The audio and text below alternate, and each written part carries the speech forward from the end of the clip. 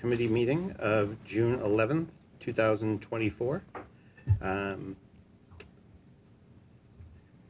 Let's call to order. I think we will start with the Pledge of Allegiance. I pledge allegiance to the flag of the United States of America and to the republic for which it stands, one nation, under God, indivisible, with liberty and justice for all.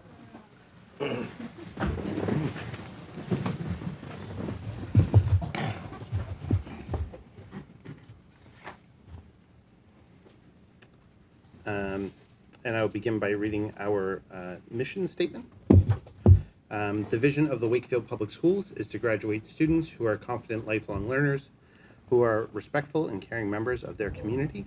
Our mission is to prepare students for college, career, and community by providing rich and challenging curriculum, high-quality instruction, and educational experience that meet their individual needs and interests. Next, we have public comment. I know that we have at least one student member that would like to make a public comment. So if you'd like to come up and sit at the table and introduce yourself.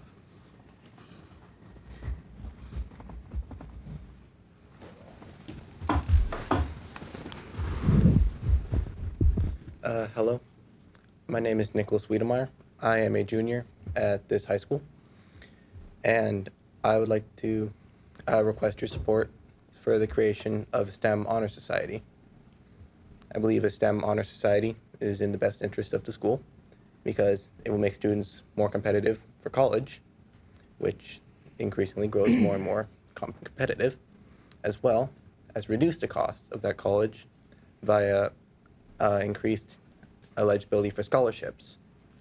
And finally, I would like to just make the point that it would greatly enrich the academic life here at Wakefield High School, as anecdotally, one of my favorite things to do after school is just to come to the science wing and mess around.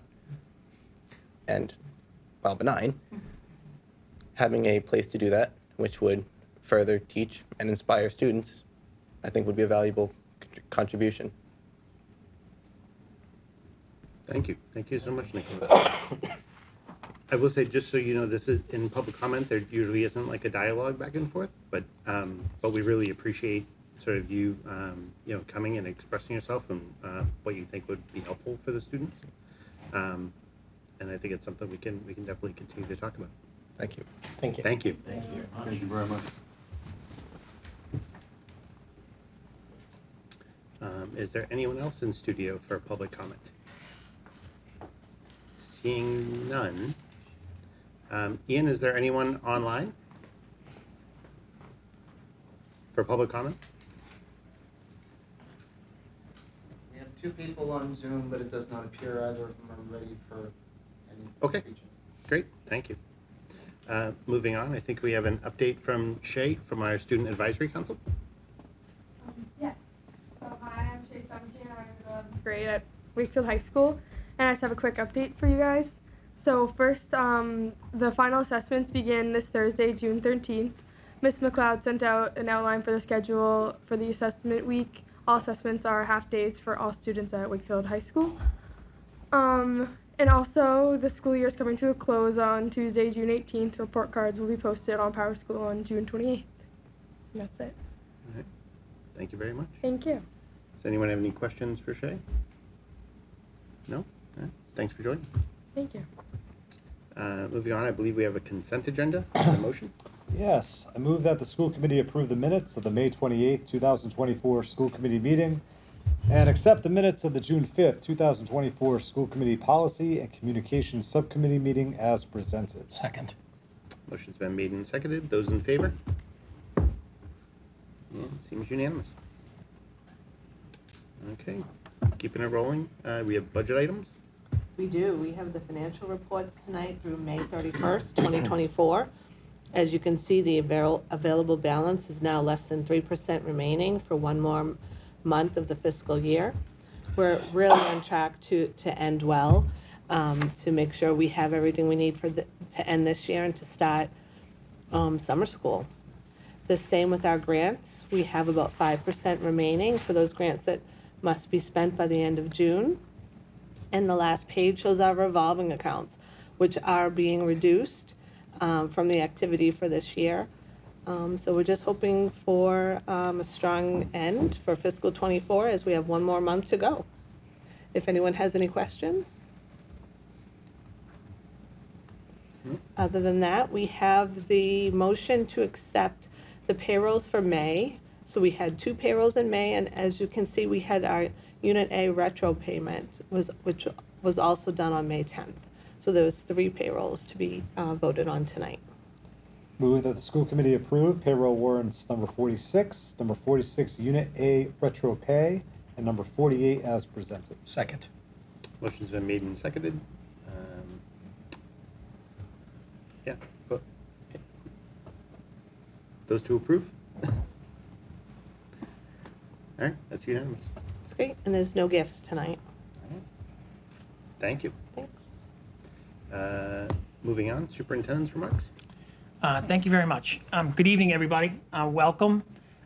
We are coming, when we started our meeting, we came from a small reception that we had to honor our retirees this evening.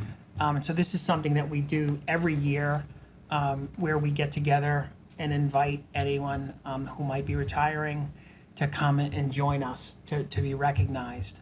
It's also an opportunity that staff that are retiring will allow us to kind of donate a book that of their choosing to the school of their choosing in their name. So inside the cover of the book, in the placard, there'll be a placard there that will state, you know, this book is donated by the faculty member who's retiring, and it will go to the school of their choice. I'd like to invite Lucia and Cheryl up to the table, if you would, just for a minute. And so we have in studio this evening 2 of our retirees, and we had 3 at our reception, but 1 needed to head out. And so I'd just like to recognize you in front, you know, for the community. So, and just to share a little bit about your service to the Wakefield Public Schools. On my right is Lucia DeMello. Lucia was a world language teacher here for many years. You know, and one of the things that I shared in the reception earlier is that you always learn a little bit more about the teachers and what they did ahead of transitioning to becoming a teacher. And I learned that Lucia was raised in Torino, Italy. She came to the United States to go to school, got an MAT in world language, and came to us.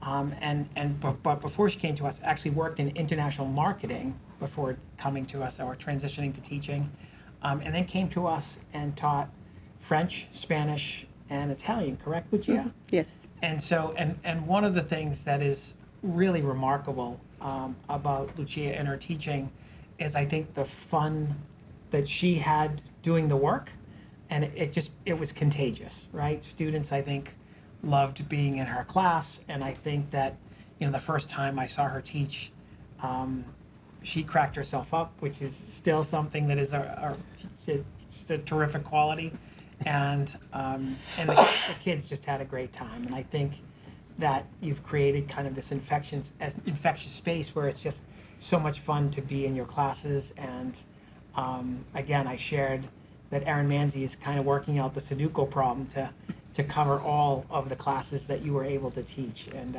you're so skilled. And so we wanted to again say congratulations and thank you so much for your service to the Wakefield Public Schools. So thank you. Grazie, Dr. Lyons. What's that? Grazie, thank you. And so, what else I'd like to recognize Cheryl LeBlanc, who is the Woodville school nurse. Cheryl's amazing, just amazing. You know, there's so many remarkable things that I've seen Cheryl do.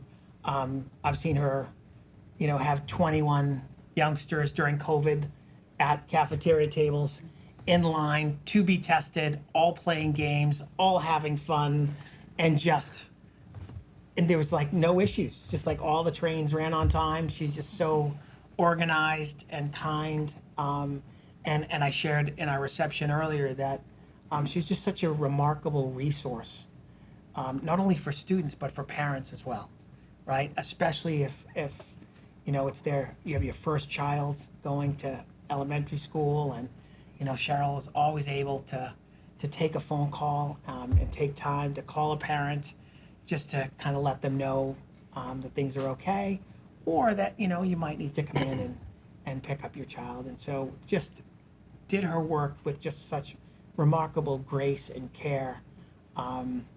You're, as I shared earlier, sorely missed. And so we want to wish you the best as well. Congratulations. I don't know if you want to say anything. I miss Not to put you on the everybody, spot. It's an honor to be here as well. Thank you very much. Thank you so much. Thank you. We appreciate your service. Thank you. Thank you.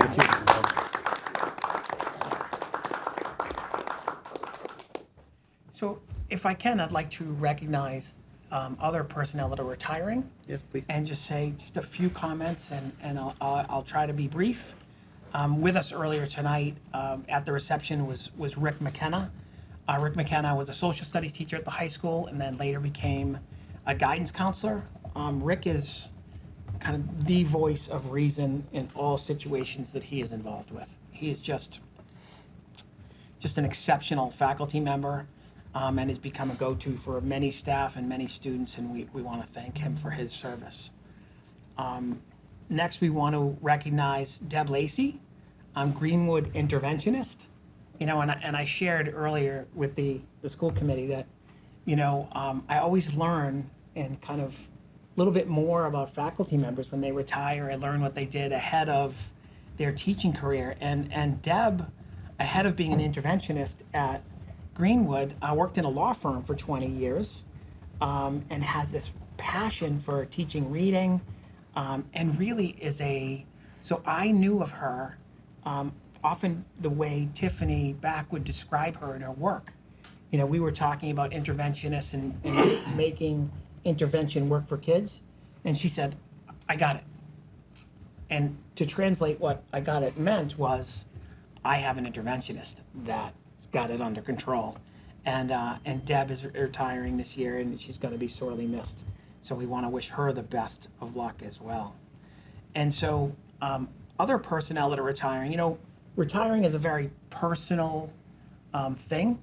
Some of our faculty members want no recognition, where they don't need anything. They want to kind of sneak out the back door in the last day, and others are just kind of come to a point where they're taking care of parents or they're doing certain things and they just realize that it's time. But our next faculty member, Steve O'Teary, was one that really wanted no fanfare. And he's a middle school social studies teacher, was a middle school social studies and math teacher, now social studies. And Steve is really a remarkable kid guy. Kids love him. He's like a kid magnet. And we want to wish him the best, and he will be sorely missed. Like to recognize Donna Conlon, who's retired this year. And Donna Conlon had started in Wakefield in 2000. Unique. She is donating a book to Post Academy. A lot of our faculty members don't donate books to Post Academy. And so she very thoughtfully has done that. The name of the book is Disability Visibility, right? And so it's a great book for faculty and staff and students that are there. And she has kind of a long history and has been a leader, a special education leader in the district for a number of years, and was really kind of a leader in helping us develop our co-teaching model. And so we want to wish her the best in her retirement as well. We have Elizabeth Lowry from Woodville, another Woodville ISP that's retiring. We have Pam Schroeder, who's an ISP from Woodville. Woodville's, well, I don't know what's that. Everyone has just met the age there, and everyone's, They'll probably come back. we're a little jealous there, Matt. And so Ellen Groot is also an ISP that's remarkably loving and caring.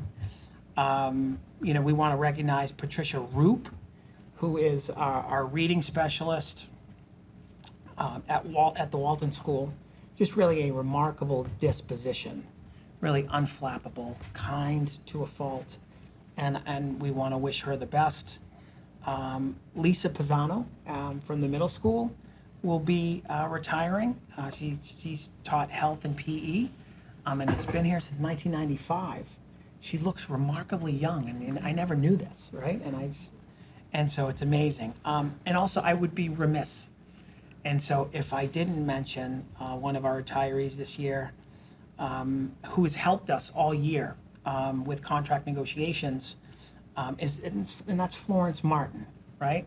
And so Florence Martin has been teaching for 44 years, right? She might be mad that I'm telling you this right now, but. Oh, she will. And so, and wanted no fanfare, but I feel like you can't do all that she has done for as long as she has done it and not be kind of recognized in a significant way. And we would have loved to have her here to do it in person, but she would not have liked that. But we're grateful for all of the work she's done. She's taught kindergarten, grade 1, grade 2, and has been a long-time leader in the WEA, the Teachers Union. She worked with the WEA when it was the Wakefield Teachers Association, the WTA, and really has a long history of leadership in that space. And it has, like I said, has helped us settle the contract this past year, and we are grateful for her service. So that is just a quick update of the retirees. We want to wish all of them well and thank them sincerely for their service. I also have one more. I went down the list very quickly. Sheila Robertson is retiring this year. Grade 4, TJ, correct? Grade 4, Dole Bear. And just really so steady, so kind, never draws any attention to herself, and really a remarkable resource for parents and kids, and we want to wish her the best as well. So that is a quick update on our retirees. So, Thank you. sure. So, other general comments and updates. I would like to, with your permission, move my general comments and updates to the end of my comments. Sure. And then what we can do is we can invite Aaron Manzi to talk about the Quebec trip. Great. Good evening. We can't hear you, Aaron. So sorry about that. Good evening, everyone. I'm also here with Jordan Metcalf, who is one of our 3 French teachers at the Galvin. Hi, Jordan. She will be supporting us during the trip of anything that I miss. She may jump in here and there to correct me on any of my statements. So I'm so glad to have Jordan. But thank you very much for having me tonight to present and ask for approval of the trip, the Quebec trip for the Galvin Middle School. I'd like to start off by saying that I think it goes without saying how valuable educational travel, especially international travel, is for students. It provides such an amazing, enriching experience for students, giving them the opportunity to really immerse themselves in other languages, other cultures. But what I really feel that it, more importantly, or just as important, is that it really builds confidence within students. It builds confidence, it builds personal growth, and I've had the opportunity to really see that firsthand. That's what I really want students to take away from it, is to feel that love for travel and really build their confidence to do so in the future. So therefore, thank you so much for letting me present for today. Jordan, again, jump in anytime I make any kind of mistake. So I'd like to go to the next slide, please. So this trip, if approved for tonight, will be open for 8th grade students at the Galvin Middle School, the French students, for 8th grade. We will travel from February 7th, which is Friday, February 7th, through Sunday, February 9th. We're going to continue using and working in collaboration with Homemade Tours. We've had success with this company. Jordan used this company while she was in Sharon and decided to use that company last year. Again, this trip last year ran very successfully, and we'd like to continue with that company, and they've been very cooperative in making some adjustments. The total cost for the students is below, and again, we've worked with ProMade Tours the past, I would say, couple of months. Jordan, would you say really putting the itinerary together, talking about the costs, really working with them to maintain the cost as close as possible, as it was last year. And really the cost depends on the amount of students that would attend.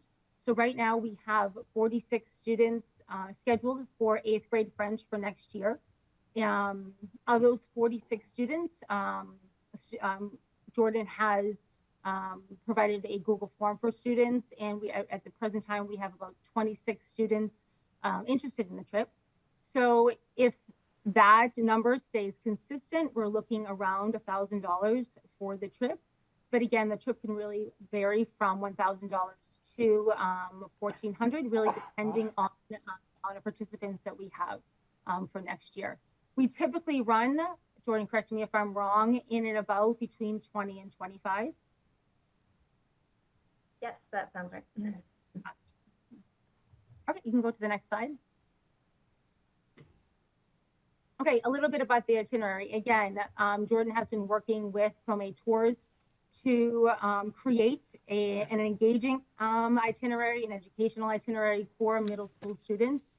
If anyone knows anything about the tradition of this trip, it's been around for over 30 years. Last year, Jordan really took a dive and made some major shifts in this trip. It typically was during the Memorial Day weekend. It was a spring trip. And Jordan put a little twist in it, and we decided to go in February, which to me was one of the best decisions that she made for the trip. It really gives students the opportunity to really engage in winter activities, more authentic activities during this time. I hope that I can see this. My eyesight's a little bit kind of small, so I'm going to do the best I can just to go through the itinerary pretty quickly. That first day, we would be, on the Friday, we would be leaving extremely early in the morning. I'm going to say it's about 5:30, 6 o'clock in the morning. And traveling to Quebec, it's about a 7-hour trip, Jordan? Yes, that sounds right. 7-hour trip. Along the way, we do stop at a spectacular waterfall, which is one of our first stops. We also stop at the St. Anne's Basilica on the way, and eventually make our way to Quebec City, where that night the students have a fabulous dinner at the Sugar Shack. There's dancing, there's authentic music. It's a wonderful night that the students really enjoy. That second day on Saturday, the students engage in dog sledding, which they absolutely love. There is snow rafting, the ice castles.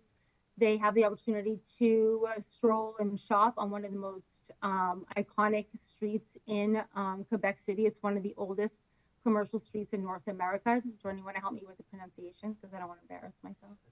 Quartier Petit Champlain. Fabulous, great. And then, anyone want to repeat that?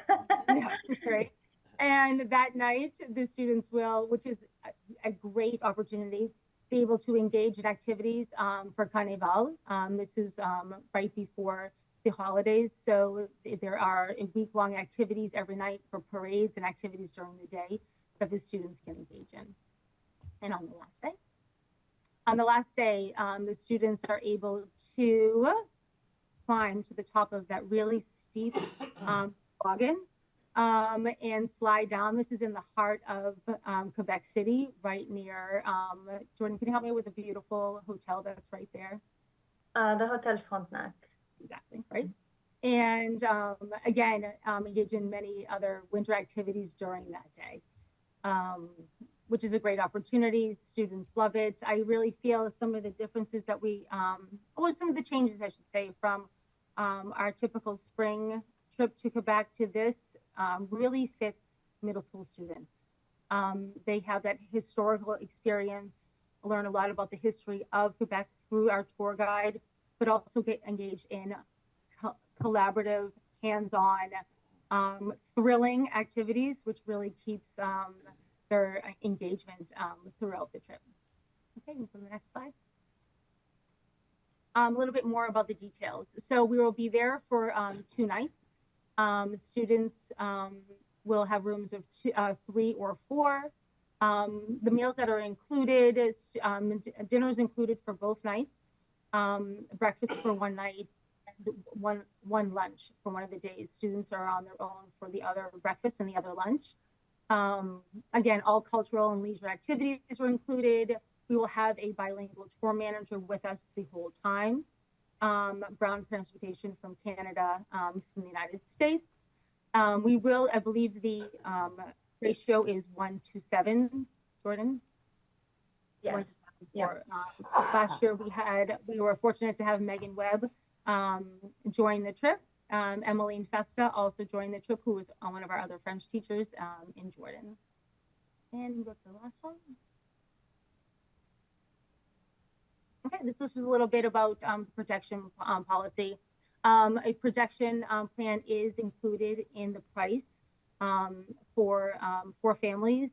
If families would like to purchase an additional protection plan for a cancel for no reason, it's an extra $22.50 for that. And I think, unless Jordan would like to add anything else to that, I just want to keep it short and sweet. I'm all set, yeah. Thank you so much. I cut back on some of the dinners and so on. I think we just really wanted to get to the heart of the activities that the students would be engaging in. Seems great. Thank you, Erin. Does anyone have any questions? No? Melissa. Yeah, Melissa. Hey guys, I just wanted to understand a little bit more about what the 20 or so kids that also take French and will be going on the trip, what they would be doing during the days that you guys are on the trip, or if this is, I didn't look at the actual dates. I don't know if this is over a weekend or if this is. Sure. Yeah, absolutely. So typically this trip has run on the weekends. Actually, students leave on Friday morning. It used to run over Memorial Day weekends. Memorial Day weekend since last year we shifted it to, is this MLK weekend? It's the regular. Oh, because it's surrounded by Carnival. Sorry. It's on the weekend. So students will be leaving Friday morning and returning on Sunday. So the only day that students would miss instruction is that one Friday. And during that time period, Jordan will provide activities for the students who stay back to participate in activities during that class period. So it's just one class period that they would be missing instruction by Jordan. Okay, thank you. French students do have class every other day, so there's a possibility that class may not even run on that day. So it's really, it depends on the scheduling. So we may be talking, again, from maybe 10 students to 20 students. Thank you. That's great. I'm curious, how recently did you make the shift to February? Just last year. Just last year. So, right. So before last year, I do not believe this, the last time the trip ran was in 2019. So obviously due to COVID reasons, we did not run the trip for a couple of years. Jordan joined us in 2020, Jordan? In the fall of 2020? 2021, I think. 2021, yes. Yeah. So the first year Jordan came on board with us, we really started, talking about the trip, looking at how the different activities students engaged in when we went on the trip, really from the beginning. It was a 2-year process, really just kind of, getting our feet wet, getting back into international travel again. So in working with Jordan, who is fabulous, this is in Sharon, students would go during the winter, and she really wanted to have us go over to have that experience for our students here, and I think that it's been positive. I think it was a great decision. It's a lovely time to visit that area. It absolutely comes alive sort of during the winter. It's really when it hits its strides. For those who don't know, a sugar shack is where they make maple syrup. One of my favorite experiences ever is going to sugar shacks in the early spring. So that's awesome. The kids get to do that. It is, yeah. They make maple syrup. Their favorite activity is taking the maple syrup and putting it on a bed of ice. And so therefore it makes this delicious maple lollipop, or like a popsicle. What would you say, Jordan? Popsicle lollipop? Sugar on snow. Yeah. Yeah, it's delicious. Comes out like taffy. Exactly. Exactly, like a lollipop type Still of taffy. popsicle stick, yeah, they roll it on a popsicle stick. You're making me hungry now. This is great, and I assume, like, I don't see it here, but it's obvious. Just information is passed on to the families when about like applying for a passport for the students that don't have them. Sure, I should have mentioned that actually on that, I believe on that second slide, I said registration would open June 12th, which is tomorrow. It's actually going to open on June 17th, which is next Monday. And that same night, Jordan and I have already scheduled a Zoom meeting for parents. Any students and parents that are interested can join the Zoom meeting and again, discuss the details, discuss payment plans, discuss applying for your passport, and because the sooner the better, obviously, and for even renewing them. So we'll go over all those details at the Zoom meeting on Monday. That's great. Thank you. Any other questions? No? I believe we have a motion. Yeah, move that the school committee approve the Galvin Middle School 8th grade French students trip to Canada, Quebec Province, Quebec City, Friday, February 7th through Sunday, February 9th, 2025, as presented. Second. Motion's been made and seconded. Those in favor? Vote is unanimous. Thank you so much. Appreciate it. Great. Thank you, Okay, Jordan. Thank you, Aaron. Thank you very much for having us. Appreciate it. Thank you. They're so good. A great experience. It is a great experience. Next up on the agenda, we would like to invite Shannon Blacker to start off with our slide deck talking about our school improvement plans. So as you remember, we started the year talking about school improvement goals, and the principals came and presented. And what we're trying to do is, end the year in a space where we talk about goal attainment, what we've learned, and kind of how we are kind of looking ahead to next year. Hey, everybody. All right. Do I just click through it?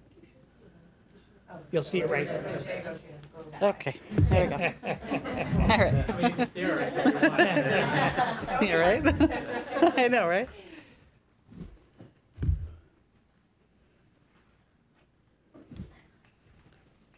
Which one do I get? And Shannon, I gave, There we go. I gave just a heads up that there's a lot of content in here just for background knowledge, so the committee's got the Okay, presentation ahead of time, perfect. so you can really just focus in on the progress report, if that's okay with everybody. Okay. Perfect. All right. So the first goal for Doyle was around our age-based classrooms using the Haggerty curriculum to support the teaching of literacy. So I'm just going to jump right to the progress update. So we, as a school, as you know, have really looked at our classrooms. So we have 3-year-old classrooms and 4-year-old classrooms, and there's different curriculum for both groups of children. So our 3-year-olds are also receiving Haggerty this year, but it's different looking than the 4-year-olds classroom. So this was a video. We don't need to watch it, but this was a video of proof of what's happening in one of our 4-year-old classrooms with the Haggerty curriculum.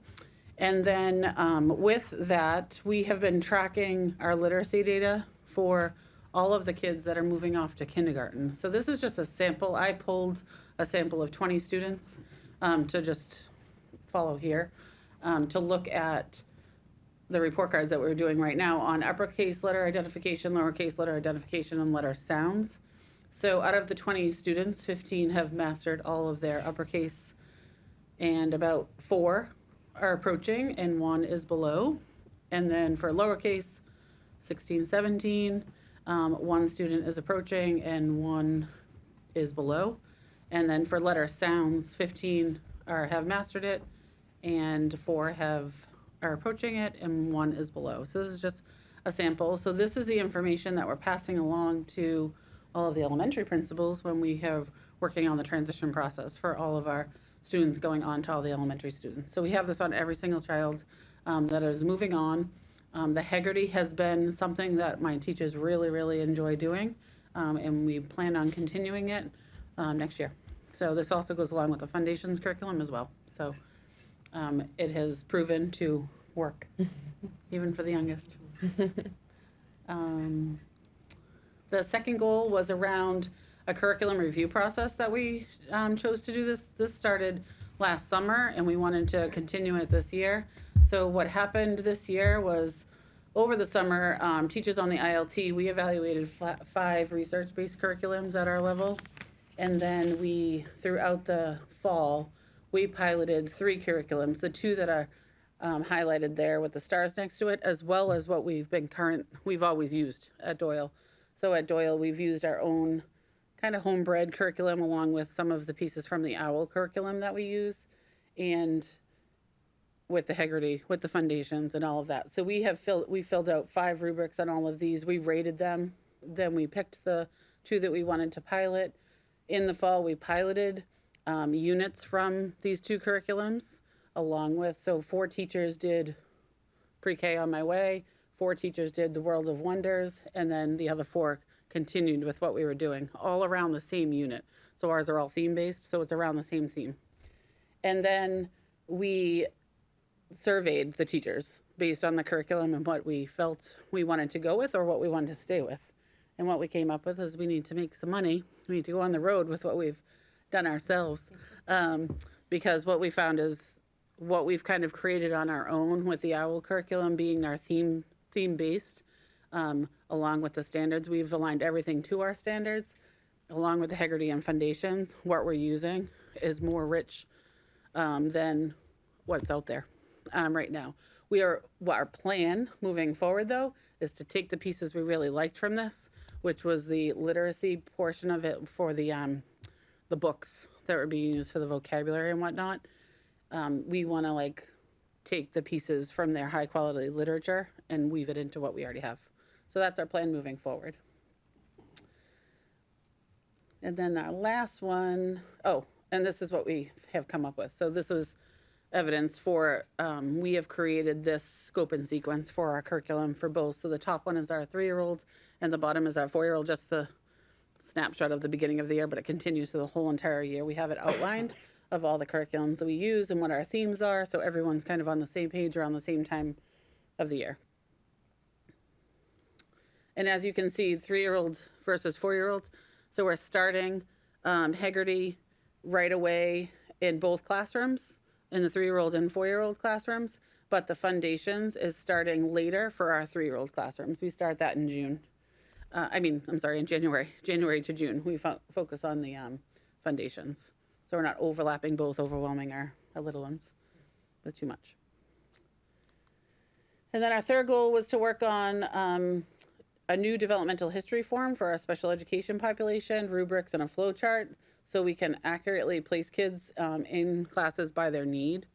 So we were finding, depending on which teacher did the evaluation and whatnot, the half day versus full day versus 2-day versus 3-day, the recommendations were kind of different depending on the team of teachers that was working with them. So we wanted to streamline that and make sure that everyone was kind of on the same page. So we created different rubrics, and we came up with a criteria level of needs spreadsheet so that we can follow. So when we're doing our evaluations, we came up with a flow chart on exactly what to do for evaluations. And then we also came up with this, so we can really highlight and we total up, and then that kind of gives us a guideline. This is not something that's set in stone. Obviously, special ed support varies for kids, and there's always the gray that you need to adapt to in the middle of a team meeting if need be. But this is at least a guide for us, so we're all starting from the same lens. That's it. Any questions? I would just comment, Shannon, knowing personally from our family how well you liaise, and it just gets tighter, how you sort of align what's happening at the Doyle with what happens at every level of the elementary is amazing and just commendable. Like, you never think that you're there. It's always something Right. to build on. And it's just fantastic. So I know it helps a lot of families. I know it helps the teachers, the classrooms that those students are going into.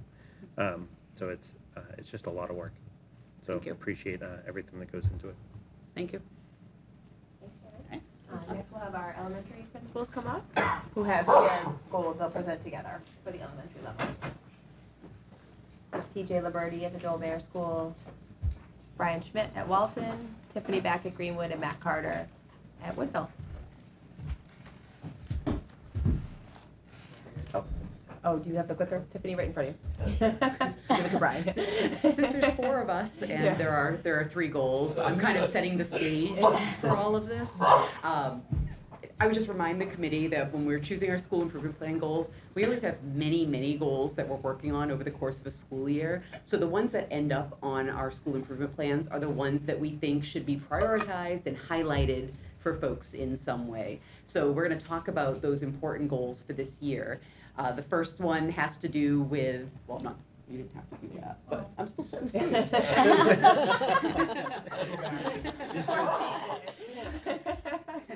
The first one has to do with instructional shifts, and actually it was very fitting that Shannon talked about Heggerty and foundational skills because that's what we were looking at. The next one has to do with curriculum implementation of our new EL curriculum. And then the third one is about supporting the all students in their ability to learn. And you'll see that as each of my colleagues talks about each of the goals, we use both qualitative and quantitative data because while numbers are important, it's also really important to see student work because it really illustrates what kids are able to do and what they're learning about. And so with that, goal 1, I think Matt Carter is talking about. So under the bucket of quality teaching, like Tiffany had mentioned, along with EL, which was our new curriculum we adopted, but brought in some foundational skills or phonics-based programs to support kind of that work. And if you flip to the next slide, you can see we have kind of a data set here that captures some of our work across the schools this year. So this is all of our schools combined. And as you can see, in each of those bands, the top red, yellow, green, and blue line, that represents beginning of year. The second one is mid-year, and the last is end of year, based on the different thresholds that are established. And this is DIBELS, which is a screener tool. And this is something we give to students 3 times a year, beginning year, middle year, end of year. And you can see, obviously, the goal is you want to reduce those red bars, right? And where possible, you want to increase kind of those green and blue bars.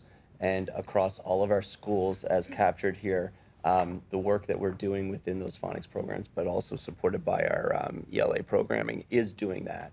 Obviously, we're very proud of all the work in the background, right, from our teacher leaders, Val Drinen, right, Michelle Lebrecq, and then kind of at the building level, any support that we can give to teachers to kind of continually kind of support this work of the day-to-day of students improving in the classroom. But yeah, this is something we're all really, really proud of.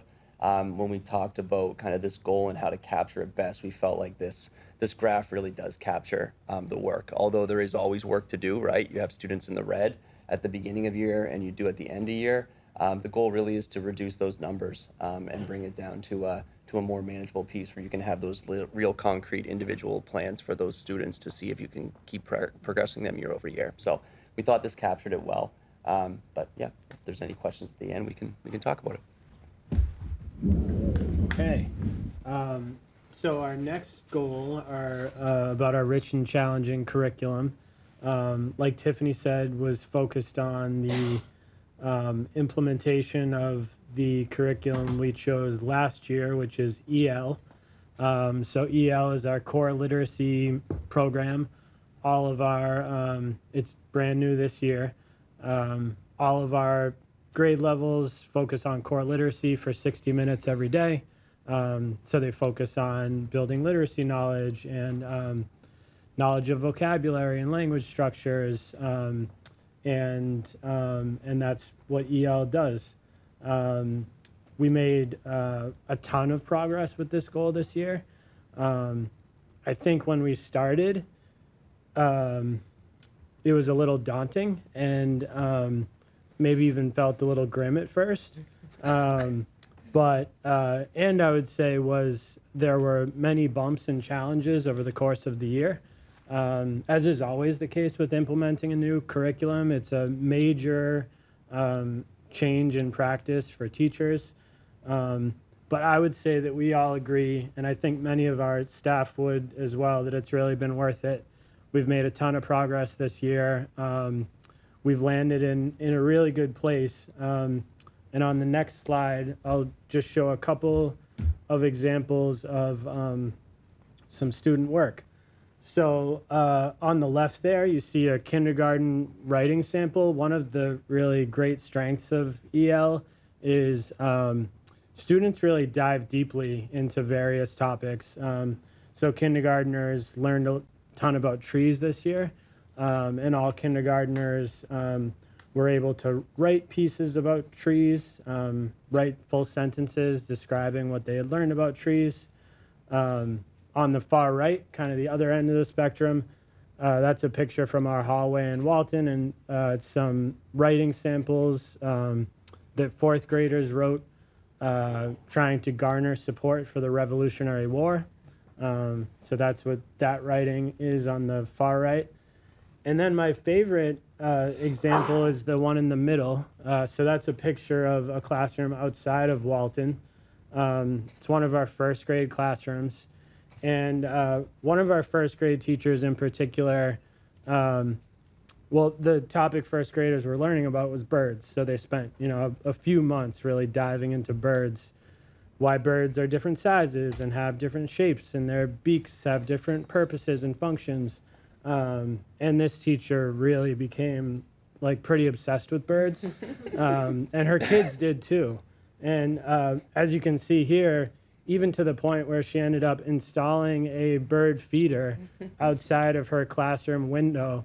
And you can't actually see the writing in the picture, but the students basically wrote notes to the birds encouraging them to come have lunch or dinner or whatever. But it was really great. I mean, every time I went into this classroom, students were so excited to read me a new poem they had written about birds, or tell me about a new vocabulary term they had learned to describe, birds and their biology and anatomy and whatnot. So that was a great highlight. And there was a lot more in other grades too. Second graders learned about pollinators and bees. Third graders learned all about frogs and amphibians. And I think what amazed us most this year is, like I said before, just how deep the knowledge they developed about these topics was, and how much they could write and show that they knew about these things was really remarkable.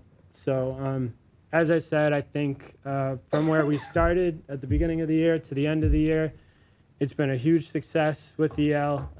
We still have a long way to go. Any curriculum I think you implement in an elementary school is a 3 to 5 year process. Takes time for teachers to really learn what they're doing and be able to teach it, fluidly and confidently. But we're off to a great start.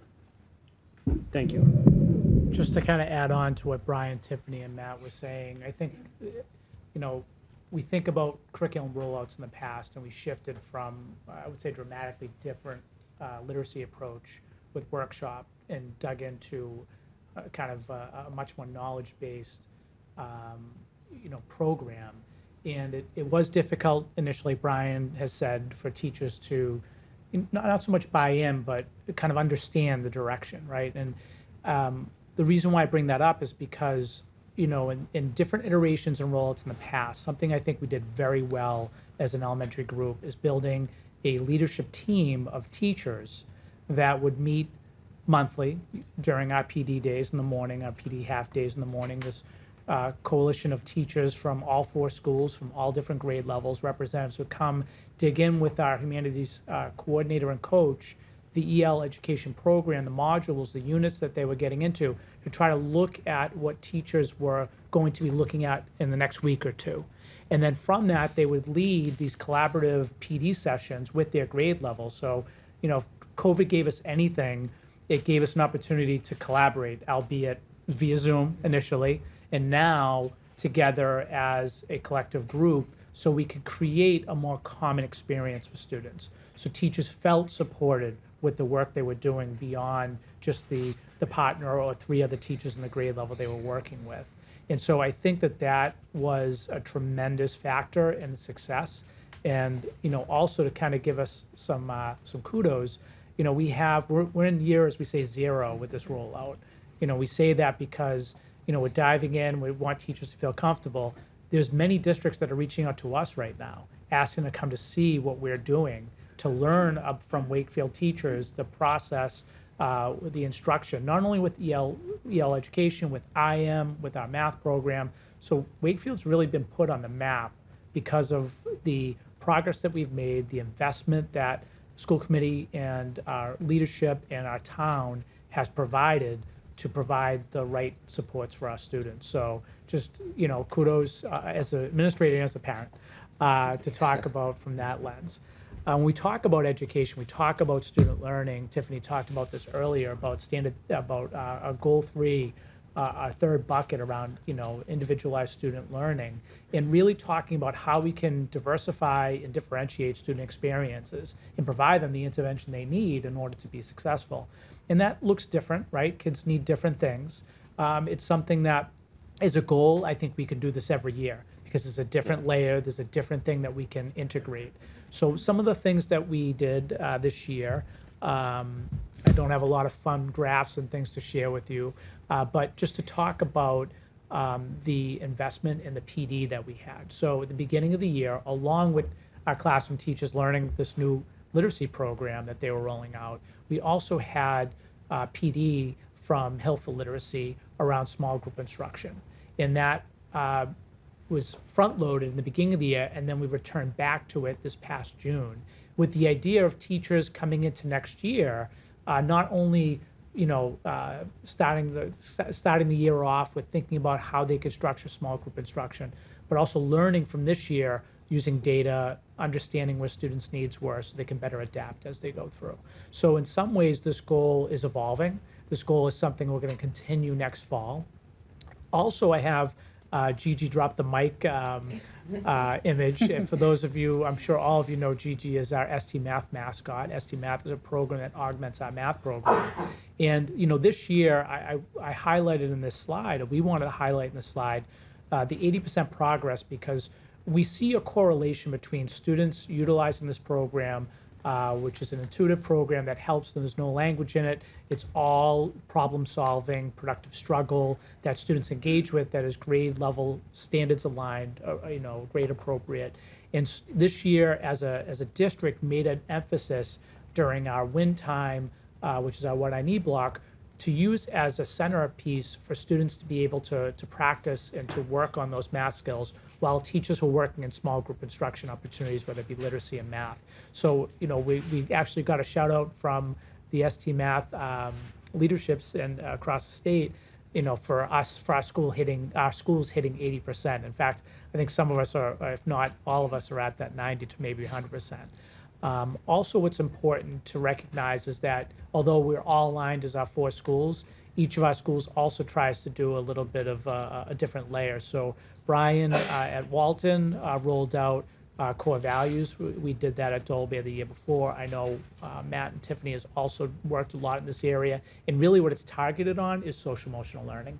It's creating common expectations, common language for students to utilize, the staff to utilize, so we can create a safe environment for all students. So there's a lot that we've done this year, and we're super excited to open up next year and dig more deeply into these areas and come back and share what great work we're doing.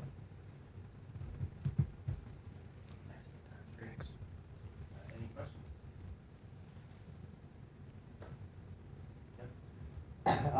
When you show the chart that looked at the beginning of the year going to the end of the year, did you look at data from last year to see a comparison in terms of the improvement from the beginning of the year to the end of the year on Dibbles?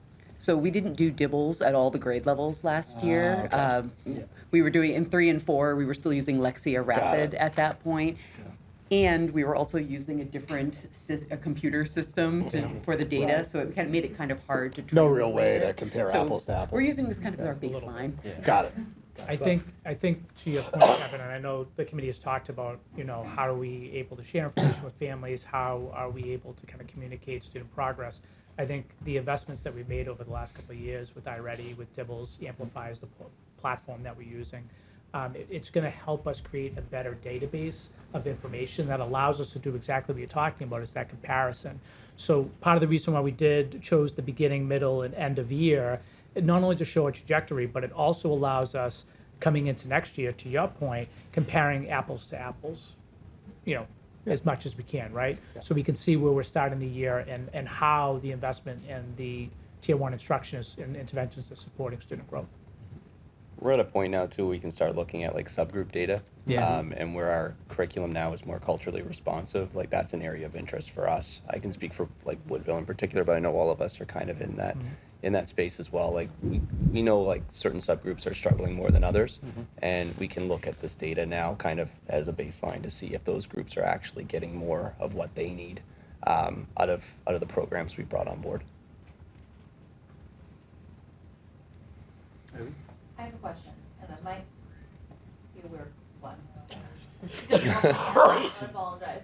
Okay, so the blue is students Above. who are above. Yes. Yeah. Okay, so there's kids that are starting off the year above grade level. Yes. So it kind of ties into your goal 3 too, which is reaching all students and differentiating for kids. So, and I don't know if you can answer this in all one question, but what are some tools that teachers are using to really push those kids that are already at that above grade level and have already kind of reached what they need to reach? Like, I guess what are the tools or what are people doing in the classes to make sure that those kids are being pushed as well?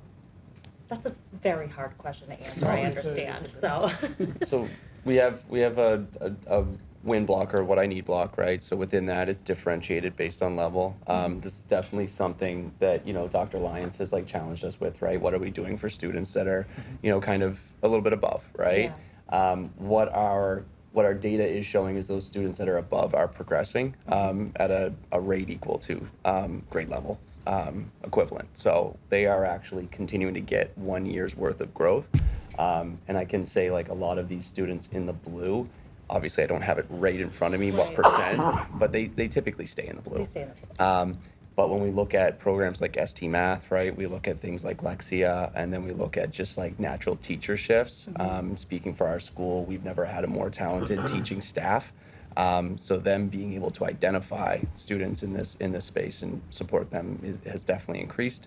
And then we have our data team structures where we actually review students across the board, top to bottom, and just start looking through like what these students are receiving, what kind of needs they have, are they supported through like IEPs or plans like that, through intervention, through reading, math potentially, and then some students just land in the classroom during that win block and get what they need there.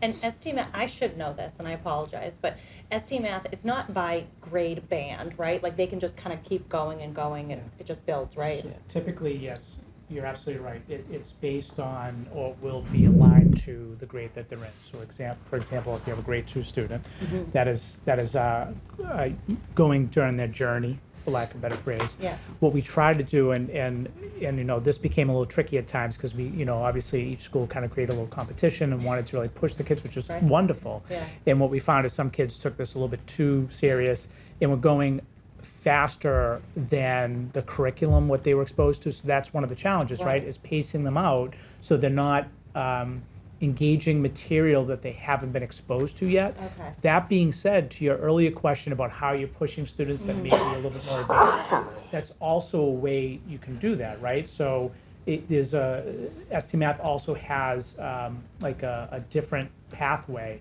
that you can go in, and it doesn't, it allows the teacher to assign specific standards or specific areas of focus. Yeah. So a child may need it for remediation or support, or it may be as a challenge type situation where it's not like Gigi's your journey goes backwards. It's there. So that along with with our curriculum digging in deeper with regards to the literacy and the content rich, the texts are available to students to dig into more deeply. Right. So there's a lot of differentiation, like Matt was saying, during that what I need block. And we're going to continue to evolve that as we find new strategies and work collaboratively to identify how best to support them. Awesome, thank you. And I know your question was about the blue students, but if you're Yeah. looking at this and you're looking for like real highlights, if you look at beginning of year kindergarten data here, Yeah. Yeah. compared to end of year, if you're looking at the work that's happening, let's say in grade 1, for example, and this is like a district view, it's really impressive, you know, especially our kindergartners, how many came in, you know, in not that we were super worried, but definitely below kind of where that threshold shows they should be, and to see where they are at the end of the year, it's, I don't know, it's for someone who spends a lot of time looking at data and looking at reports as soon as the state sends them to them, this is like a really, really awesome kind of testament to the work that's getting done Absolutely. across the board. One of the jokes we often make about kindergarten at data team meetings is at the fall meeting, when we look at the students that are in the red and we're talking and we're trying to figure out what to do and what the plan is, we get to the winter data team meeting and the teachers look and say, oh, why is that student on this list? I don't even remember, like, no worries, because they make so much growth. Yeah. Absolutely. Thank you. Yeah.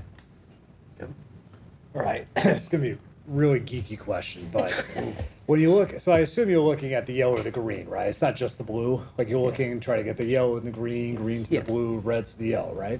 So when you look at the slope, or I don't even know if that's the right word, but if you look at the blue, like for kindergarten, right? You get a little bit of a jump from beginning to middle, and then a boost at the end of the year. You go down to third grade, you actually get a decline in the blue, then a big boost at the end of the year. Where if you go to the yellow, to green, it's more of a consistent growth from beginning, middle to end, right? So I was wondering if you thought about, probably not, because I'm just geek weird about this, but like when you look at the big boost from the middle to the end, like what's going on there for the blue? Where like I just didn't know if there was something going on in the curriculum that could explain that. Like, is there something Are you going on in focused February specifically or on March? kindergarten? No, I'm looking at the boost. So if you look at kindergarten, definitely you see it. Grade 1, you've got basically it's static from beginning of the year to middle of the year Yeah. for blue. Then you get this massive jump. Like Yeah. there's got to be something that explains that, right? Like it's not like the teachers aren't doing the curriculum for the first half, and all of a sudden like going crazy in March, right? So there's got to be something going on there to explain that. I mean- but then you look at the yellow to green; it's a little more consistent. You don't see that massive jump from middle to the end. So I didn't know if there was something going on in the curriculum maybe that you're using that could explain that. You do not have to answer that now because it's a ridiculous question, but That's I not- think it might actually be worth looking at because when you're seeing that kind of big, I just like just based on my own data, like whenever I see stuff like that, I'm just like, well, crap, what I do well there, what I wasn't doing in October, right? So I have a partial explanation, at least for kindergarten and first grade. Yeah. I think with the littlest kids, it takes a long time to get into your learning routines. And I Okay. think like Okay. most kindergarten teachers might agree, like it really takes close to till December to get solid routines Got with it. the kids. So you're jumping into the content. And particularly, I notice in first grade, after the winter break is when you see a tremendous amount of progress with reading and writing because they have developed strong routines, they're comfortable with their classmates. You really see a ton of kids take off at that time of year.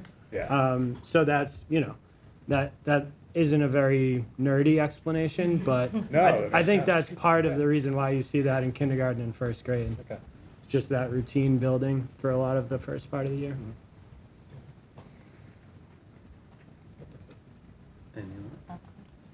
I would just, if I could piggyback on sort of what Eileen had said, sort of about kids that are at the further end along sort of in the spectrum. What I've heard kind of anecdotally before is that there's a lot of supports for students to get them where they need to be in their grade level, but there's sort of less resources for kids that are there, and then where do they go? I know that what my experience has been is there have been novel solutions in sort of my kids' education pathways that kind of come up, very creative ways of dealing with that, and I appreciate it, and I assume that you all sort of share that messaging with each other, what's been successful. You guys kind of look like superheroes sitting up at the desk. I love how you collaborate together. You're very uniform in sort of how you approach things. We're a squad. It shows, and it's very strong, and it shows in the data. And so I appreciate that. And so if I think I feel a little better knowing that I'm sure to hear that Dr. Lyons has even mentioned it to you, that it's an area of improvement that we could be helping out.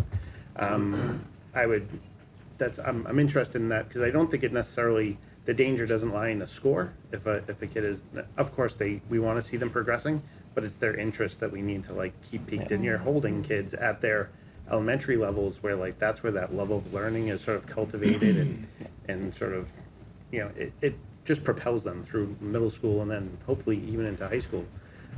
So I just think it's so important to kind of keep their interest. Right. And I think that's where the new EL curriculum has really paid off in a lot of ways. The demands are very high. It's asking kids to do a lot and to try a lot of things, to the point that I think at first when people were looking at it saying, well, oh, are kids going to be able to do that? And kids are really rising to meet that challenges. So I think kids at all levels are getting pushed in this new curriculum. And as everybody becomes more and more familiar with it and continues to develop it, that's only going to continue. That's great. That's great. I think it was. Oh, go ahead, Doug. No, I was going to say, I think it was in the science curriculum where we were talking about sort of the ability for peer education, like for sort of partner groups to where students are able to help each other through, you know, certain sections and whatnot. And I think that's what comes out of these small learning settings as well. And that can also help some of the students that are sort of struggling to stay engaged, is if you give them someone to sort of talk to about the topic. To your point too, you know, a lot of the shifts in instructional strategies that have been over the years is much more focused on collaborative learning, oral development of oral language, and more importantly, sharing how you problem solve. Yeah. And so I think that's exactly a space we talk about is gaining that interest, is having students have that dialogue and communication with one another about sharing their learning with one another. It's exciting. Sorry, didn't mean to cut you off. No, you know what? I'm going to hold my remarks to the end. Okay.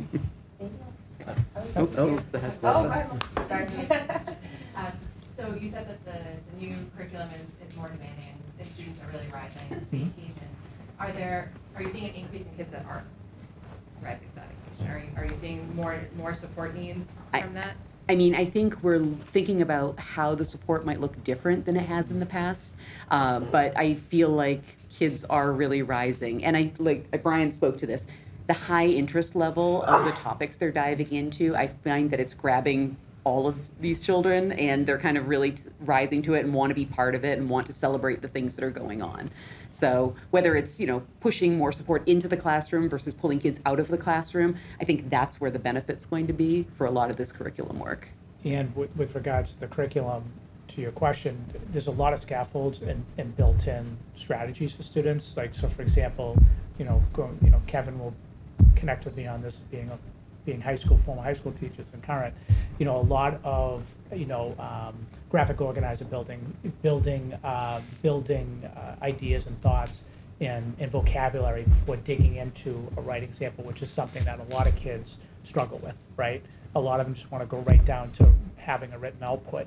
What this program does is it really takes them step by step, but also challenges them by giving them very high quality grade level text to dig into.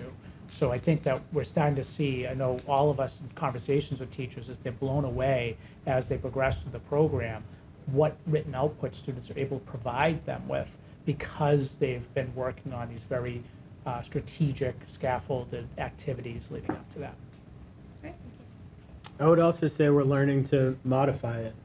We're learning how we can adapt it to make it accessible to everyone, which is challenging, definitely, and takes a lot of time, but it's something we're working really hard to do. And I just want to jump in just to validate the point, the conversation around points of acceleration at elementary, challenging students who are achieving above grade level is coming up more and more. Just internally within our conversations, looking at our data, talking to parents, getting feedback. And I think all of the work that this group has done to create really strong, consistent intervention systems. They're doing a ton of work with MTSS, making sure that we have clear entry and exit criteria for students to get intervention. So special ed supports, there's been a ton of work and focus on that. So I think that everything we've done puts us in a really good position to keep taking that conversation further. Even the scheduling work that you've all done with wind blocks. I was talking to Estelle Burdick around academy supports in the past. When we've dipped into the academy for academic support, it's been to really, try to get caught up with the intervention that we needed. But with such tight systems in place during the school day, that's going to free us up to have more conversations about enrichment opportunities through Wakefield Academy. So I just wanted to validate the point and that it's on our radar. We're having more and more conversations around that at all levels. Thank you so much. Okay, thank you. And Meg Webb and Amy McLeod, you're going to come up together, correct? Yeah. Okay, great. There are some shared goals between Galvin and the high school. So we have Amy McLeod, principal of Wakefield Memorial High School, and Megan Webb, principal of Galvin Middle School. And I just want to say Max Carter did a great job. Good job.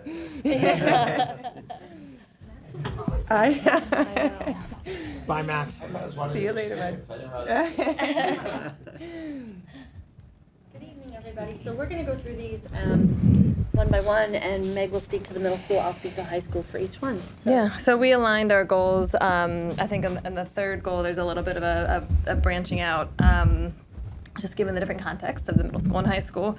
But we've worked together and then with our staffs to create a 5 to 12 I guess, sort of pathway in terms of how we're thinking about student achievement, how we're thinking about developing our staff. So the first goal in quality teaching, when I was listening to our elementary colleagues, I was thinking our goals are really a little bit more oriented towards kind of creating an environment in which teachers feel they can be successful, in which they feel they are validated, in which they feel that they can give each other great feedback and be professional development partners for each other. So our data set is a little bit different from what you were looking at for elementary, but I think you'll see a lot of similarities. I'll start with our progress update for the middle school. And I pulled a lot of these notes. We did an ILT session just debriefing each of our goals and kind of posting what we felt like were achievements in each goal area, and then what we felt like were kind of like the 2.0, what are we going to write about in our next school improvement plan. So you should probably see a lot of these again. But in terms of recognizing excellent instruction, excellent leadership among our staff, we partnered with the PTO to recognize staff members with a staff member of the quarter presentation, and those were voted on by staff themselves. So it's kind of like a peer nominated event, which was very cool in a lot of ways. People had to write a little narrative, and so we shared those narratives. I'm looking at Pete because Pete came to a couple of the presentations to award the folks who received the awards we sort of shouted out all the specific things their colleagues said about them, and then they got a really cool sweatshirt, which was kind of the coolest part of the whole thing. But it was a really special new initiative that we created, and I chose this picture because people voted for staff that, yes, were among our, and you see Jordan, she just talked to you about Quebec, that were among our teaching staff, but also we got a lot of nominations for district staff, so you'll see Jonathan from Tech, you see Bobby on the facilities team, so people just really wanted to recognize those folks in the building who are just always doing a great job. We also ensured instructional shout-outs were a part of our morning announcement, so just to publicly celebrate what students and staff were doing. Amy and I both organized staff-led PD for the March 5th PD Day, and I included a little feedback from one of the sessions. They all looked very similar. They were very well received, and so much so I think at both schools that we're going to partner for the November PD Day to do sort of a 5 to 12 bonanza of professional development. Just so you know, the one person who strongly disagreed, all their comments were positive, so I went to them and they were like, oh, I mixed up the 1 and the 5. So.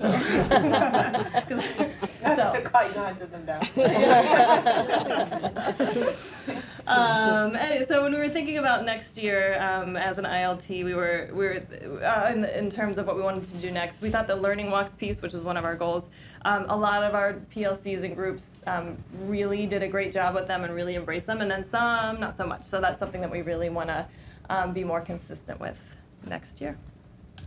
Great. So building on that, a lot of the things that are happening at the high school are pretty similar to what Meg talked about. Really trying to foster this environment where a focus on excellent teaching and quality instruction is sort of the norm, and we're really creating an environment for that. So some of the similar things, shouting out weekly faculty updates, trying to get into classrooms, take photos of learning happening, sharing that with other teachers so that we're highlighting not just the fun things that are happening in the building, but the strong instructional tools that we're seeing being used. Shay can probably speak to some of the administrators coming around, and it's weird when we're observing them, we're taking photos, right? But we're doing that to kind of show the good work that's happening in classrooms. Meg already spoke with the PD Day. Our PTO actually has really stepped up to help us a little bit to build some excitement and fun. But it's been more connecting students to appreciating teachers and letting teachers know that they're recognized by their students, which I think is important. So anything from thankful notes and Thanksgiving, having kids write that, thanking individual teachers for things that they've done in their classrooms, or even opportunities to give them little shout outs about what they like in their class or how they learn well in their classes, I think has helped teachers. Meg already talked about the PD, which we are going to expand, which I do think was very successful. We had both outside presenters and teacher presenters. So what's been really cool during goals time this year is I've been able to talk to teachers, something they've been working on in their classroom or something I'm noticing in evaluation saying, you know, you're doing that really well. It would be great that if in November maybe you would run a little mini workshop because I think others could really learn from you. So that's really kind of stepped up the conversations around evaluation and really helped teachers to see that there are places where they can teach other teachers about their good instructional tools. I think our learning walks have gone rather well this year. We scheduled learning walks, administrative learning walks in every department. The curriculum coordinators and department coordinators scheduled that with the admin team once this year, and then the high school admin team, and then central admin team another time this year. So every department leader engaged in at least 2 learning walks with admin. We did do more informal learning walks as well. I think the area that we want to focus on, a little different than the Galvin next year, is to get more one-to-one intervisitation opportunities and really trying to get teachers to look outside of their department because we're very siloed at the high school. And so we're really trying to encourage teachers to get to other department areas to see instruction in other areas of the building. The last piece, and we can go to the next slide and show this because it kind of combines 1 and 5, is we as a faculty read Grading for Equity this year. And the feedback on that, actually, we did some feedback at the end of the year. Overwhelmingly, teachers really enjoyed using faculty meeting time to read this text together and to talk about it more. There's some pictures of teachers engaging in conversations, but I mean, I think the things that teachers were able to take away from it and think about, and then what we saw impacting classroom instruction, so teachers looking at, maybe thinking about having no zero policies, or teachers looking at what are their retake policies about. So it wasn't really about reading this book and making everybody do the same thing, but reading this book and having people reflect on how might this impact and improve their instruction.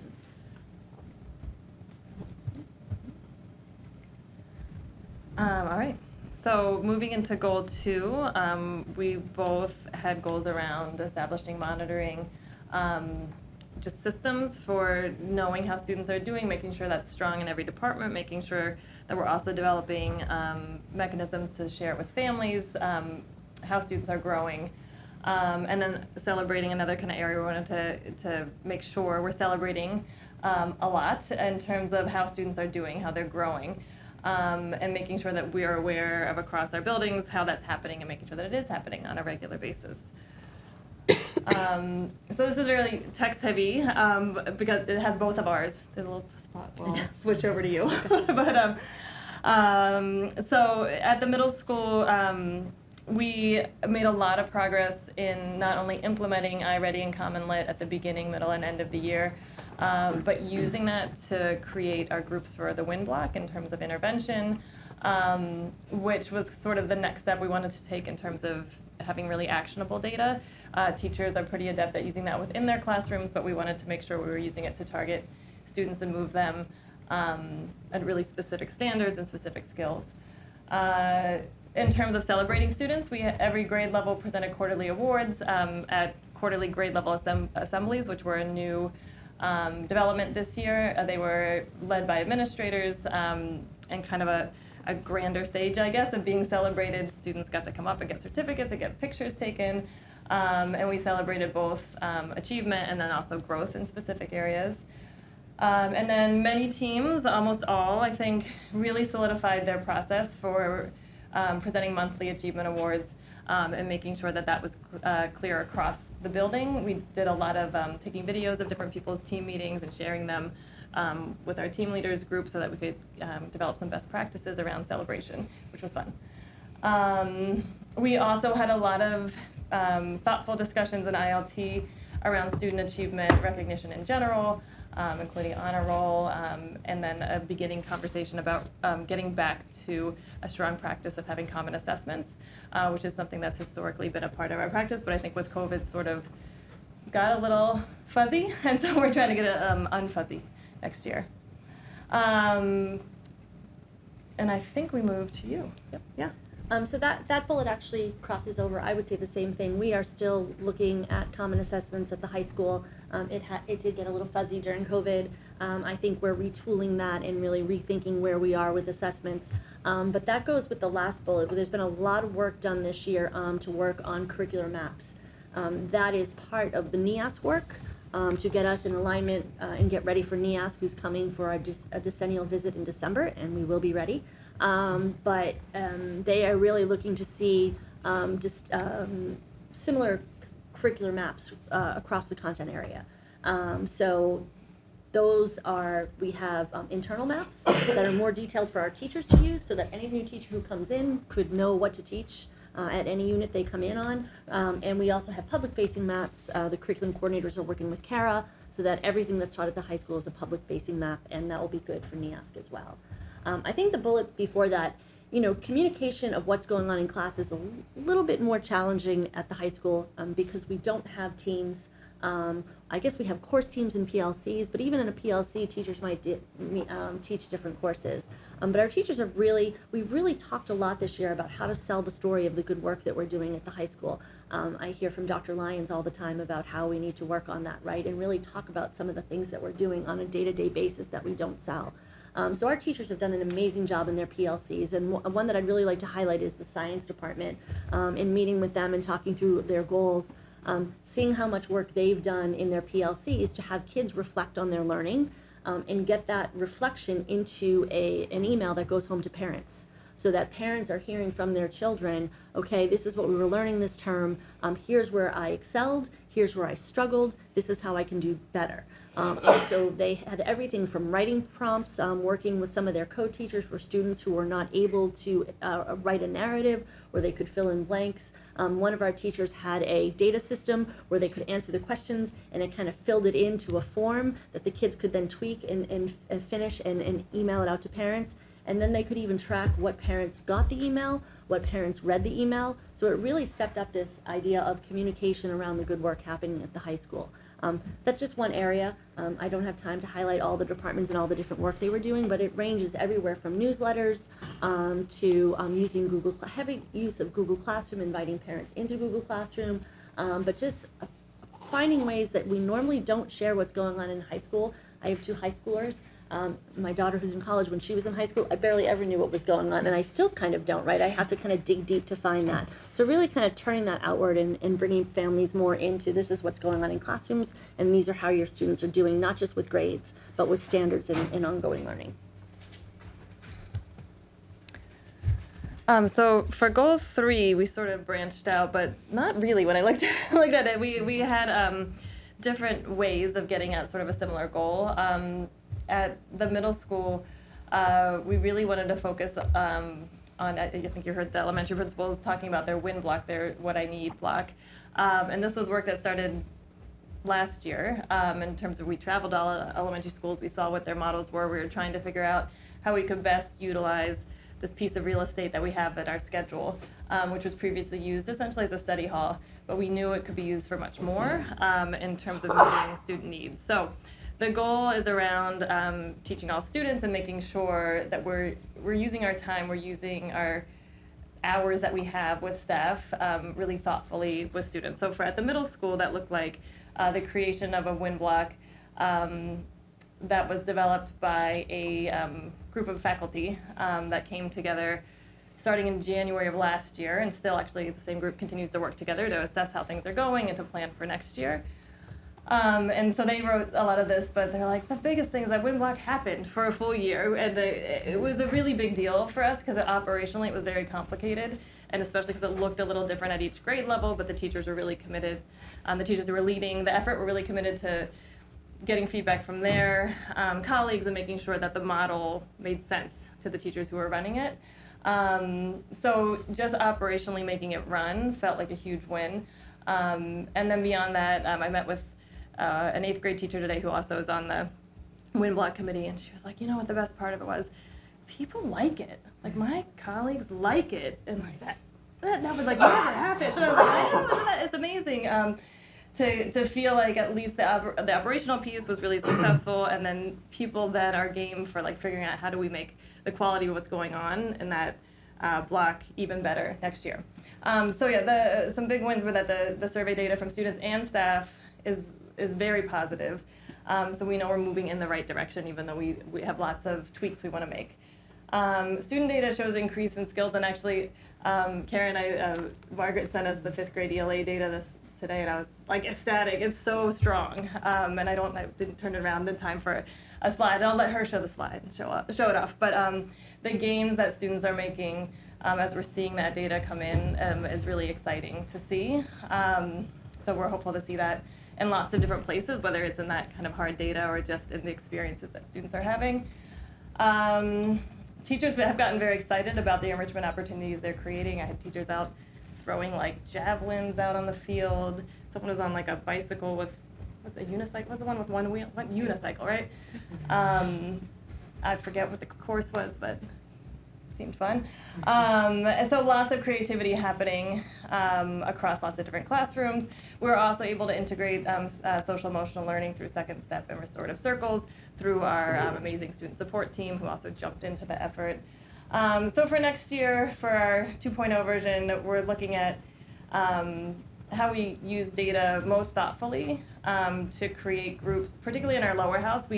I think the upper house model lent itself very well to using data in a pretty quick way. Like, we got it, we've made the groups, we move forward. In our lower house, we're trying to figure out how that best makes sense and how we can do that in a stronger way. Oh, and some lovely pictures of all of those things. It's one of our restorative circles, and then some 4-star generals showing off their awards. Great. So you can go to the next one. So at the high school, we've talked a little bit more about student learning around thinking about the unique learning needs of each student, and not only fostering academic needs, but also social emotional growth and social emotional support. Really the big pieces for us, we refined our intervention that meets, I wrote monthly, that's wrong. It meets every other week, and our intervention team involves our student support staff, counselors, administrators, and teachers who refer. And we identify students who maybe would be good matches for some of the programs that we have in place.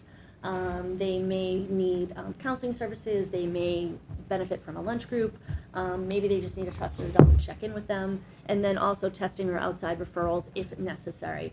So we felt this year that we finally have programs in place to better serve the needs of our kids, so that when they're identified in intervention, we have the services to provide more supports for our kids. And I think that has come through really working on some of these programs, our PAL program, our Bridge program, that's there to meet the needs of kids in the building, as well as the addition of our adjustment counselors. We are still working on our advisory plan. I will say that I don't know that we're in the same space as the middle school is with their WIN blocks. It's still a work in progress. We don't have a schedule that has enough consistent advisory, but we are holding on to it once a month. We have a group who's working on that. Some of our adjustment counselors were working on some more additional plans for advisory lesson plans. This summer what we're going to do is align all of those. So our 2.0 would be aligning all those lesson plans now that we have 3 years of work to try to see what the scope and sequence of that is. The exciting thing, we were a pilot school, one of the only public schools in the country that was a pilot school for Mattering movement. So I don't know if you know anything about the Mattering movement. I put a link here if you want to check it out. It's getting a lot of traction right now. And Meg, if you go to the next slide, I included some slides about the Mattering movement, and really, it's really talking about this next level. It's more than belonging. It's helping kids to identify the fact that they really matter in communities and they matter in their lives.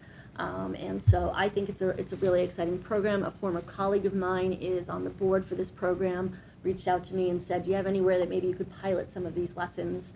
Our student support group was really excited about this, so we brought it on board. I think the implementation was a little disconnected. The timing, Shay, when you did those advisory lessons, right, they were a little off. Our timing wasn't right.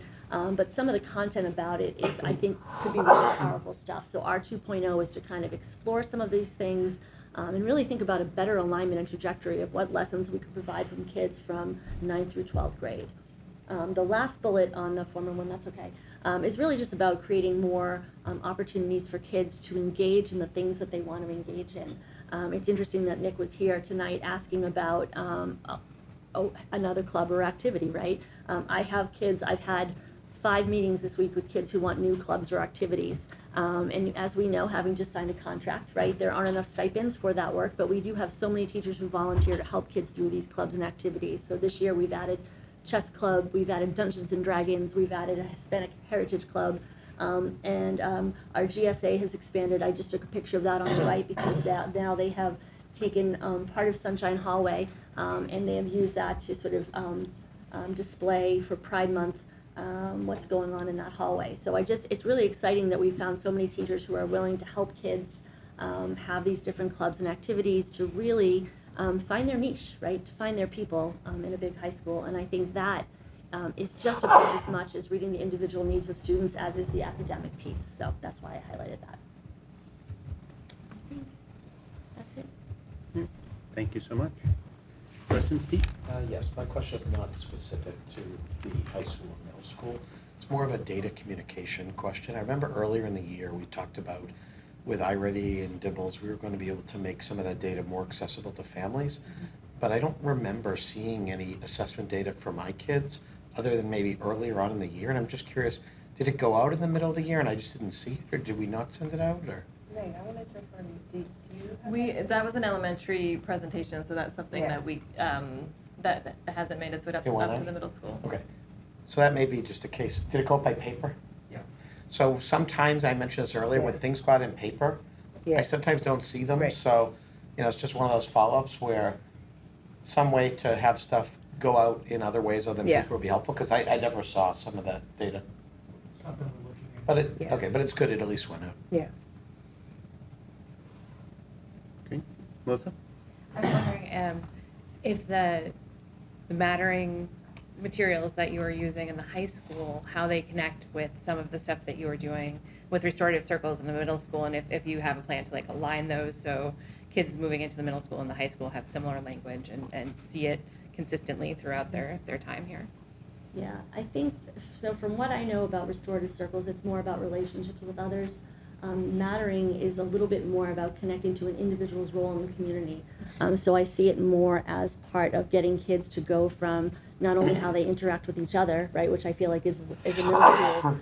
You're learning that in middle school. High school, we're really talking about what do we bring to our community, and then what do we bring to our community at large. So it really has it has sort of a social civic kind of bent to it.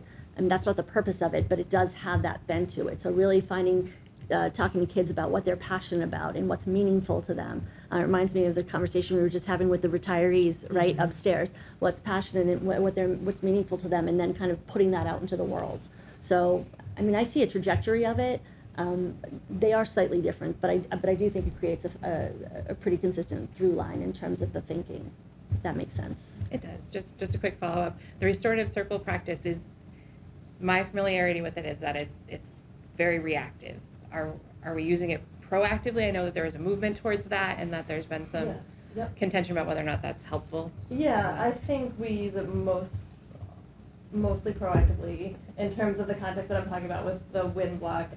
We use it we have a number of staff members who are trained to use it in a range of ways. Sometimes it is to create community among a group, and so it's not about responding to an event that happens all the time. Sometimes it's just about building community.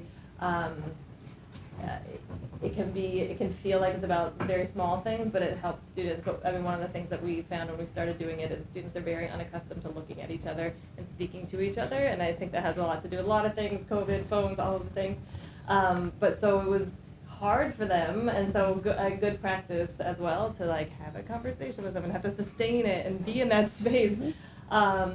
And then some teachers have used it academically in really cool ways too. So I've seen it in math classes and science and lots in ELA. I think ELA lends itself very handily to it. So teachers, it's kind of thing a group of teachers got really passionate about and sort of flourished in different places. So I think a space that we want to improve our practice, and I was just speaking with some of our counselors, is in doing, it's not even a circle, it's like more of a mediated conversation when there is a transcript of an event, something that needs to be responded to.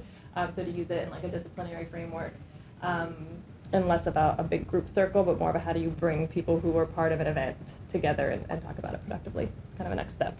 Okay, thank you.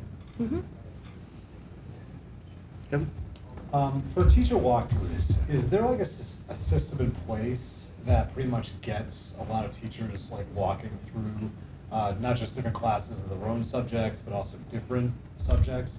Or is it kind of more like haphazard? Like, No phone for you. just lost your mic. So she's not answering. No, she is. Or is it more haphazard, kind of No. like, oh, you got this off period, you go check? Or is it more of like an intentional thing where you're really trying to get everyone like to see, to see each other? Yes, and yes. I mean, so I think there's two different things for us at the high school. There were learning walks, and then there were sort of these structured intervisitations. So for a learning walk, we had a protocol that we were following. Curriculum coordinators, department leaders, our ILT kind of looked at a protocol around how you would take a learning walk, what kind of notes you could take. We had a note-taking sheet, a way to debrief that. So that was one piece. When teachers were doing intervisitation, if they needed coverage, they were asking for coverage. Sometimes we were suggesting, so I go and I evaluate your classroom. Kevin, you're trying something. I'm like, oh, Kevin, Doug's really doing a great thing with this. You should go visit. See your department head, they'll set you up. So that would happen that way. Or sometimes teachers would come to us and ask for, I know someone's trying this, I want to go see it. So it's a little bit of both. We also provided them with that structured sheet, not as a mandatory thing, but as if you wanted to use this as your sort of note-taking, like, protocol, you could use it. I think some teachers did. I think many didn't. Yeah. And that's okay. The idea is not really about the notes that you're taking, it's about the learning and the conversation that happens between the two teachers. For the learning walk, it's a little bit more about the note-taking because you're looking at change at scale, right? That's what a learning walk is about. Intervisitation is about two teachers learning and growing together. So it was kind of a little bit of all of those things that you talked about, the way it shook out, but I think the learning walks were a little more structured. So we'd like to see more of it. I mean, I think everybody who did it really enjoys it. It's finding the time, right? We know how busy teachers are. You plan it, the weeks go by quickly, so just building in that time is hard. Yeah, what's unfortunate is, as you know, teachers are really stubborn. So like when an administrator goes, hey, you should really check out that class. You should caveat and say I'm a teacher before you say it. I think everyone knows I'm a teacher. Oh, I'm sorry. But when someone comes and tells me, hey, you should check out that, I'll just be like, well, what that person's doing something better. There's almost like a little, okay, I'm fine with that on. Right. Where like when I just like go into like a classroom, like Sure. whether it's a chemistry or an algebra, and I'm just like, whoa. That's something. Like I'm a parasite. I don't create anything original. I steal everything. And everything that works is stuff I steal from other teachers, PD and other places. You're killing Pete. You're killing Pete. Don't make him laugh. Don't make him laugh. No, I'm kidding. All right, so.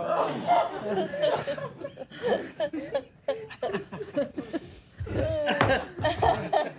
how I use the gavel. This is not the night to make me laugh. But anyway, so it's I didn't know Yeah. like if there was a system where it's almost like. No, and it I wasn't. know it's really hard to like. And I would say it's not mandatory either. I think there were some teachers at the beginning who were concerned that we were tracking this. We weren't tracking it, right? It was just sort of trying to encourage it. And I think that some of our teachers even opened their doors. Like one of our teachers was working on some of the Empower training that was happening with social studies and English teachers, and she was so excited. She just kept on sending out emails to say, I'm trying something new, come on in and give me feedback. Like she didn't even care if you learned anything. She just wanted feedback on what she was doing from her peers, right? Yeah. So we just saw more pockets of that happening. And I think teachers were really open to opening their doors and visiting each other, which was great. Yeah. Which was great.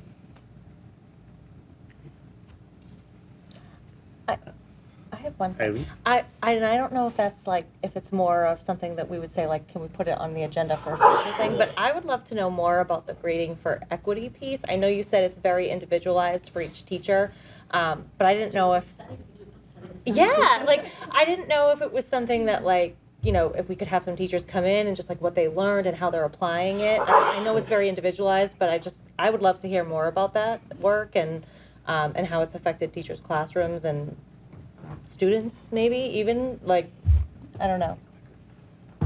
Just a thought to put on the a future agenda item if we could do something like that. I know we're coming up on summer and, you know, I would say that it wasn't something that, and again, we were very careful with this. This was not anything that was mandated. Right. This was a book conversation, Mhm. right? So just like you go to any PD, you're not going to take it, you know, everything they give you and just implement it. It was very much individualized for what teachers took away from it.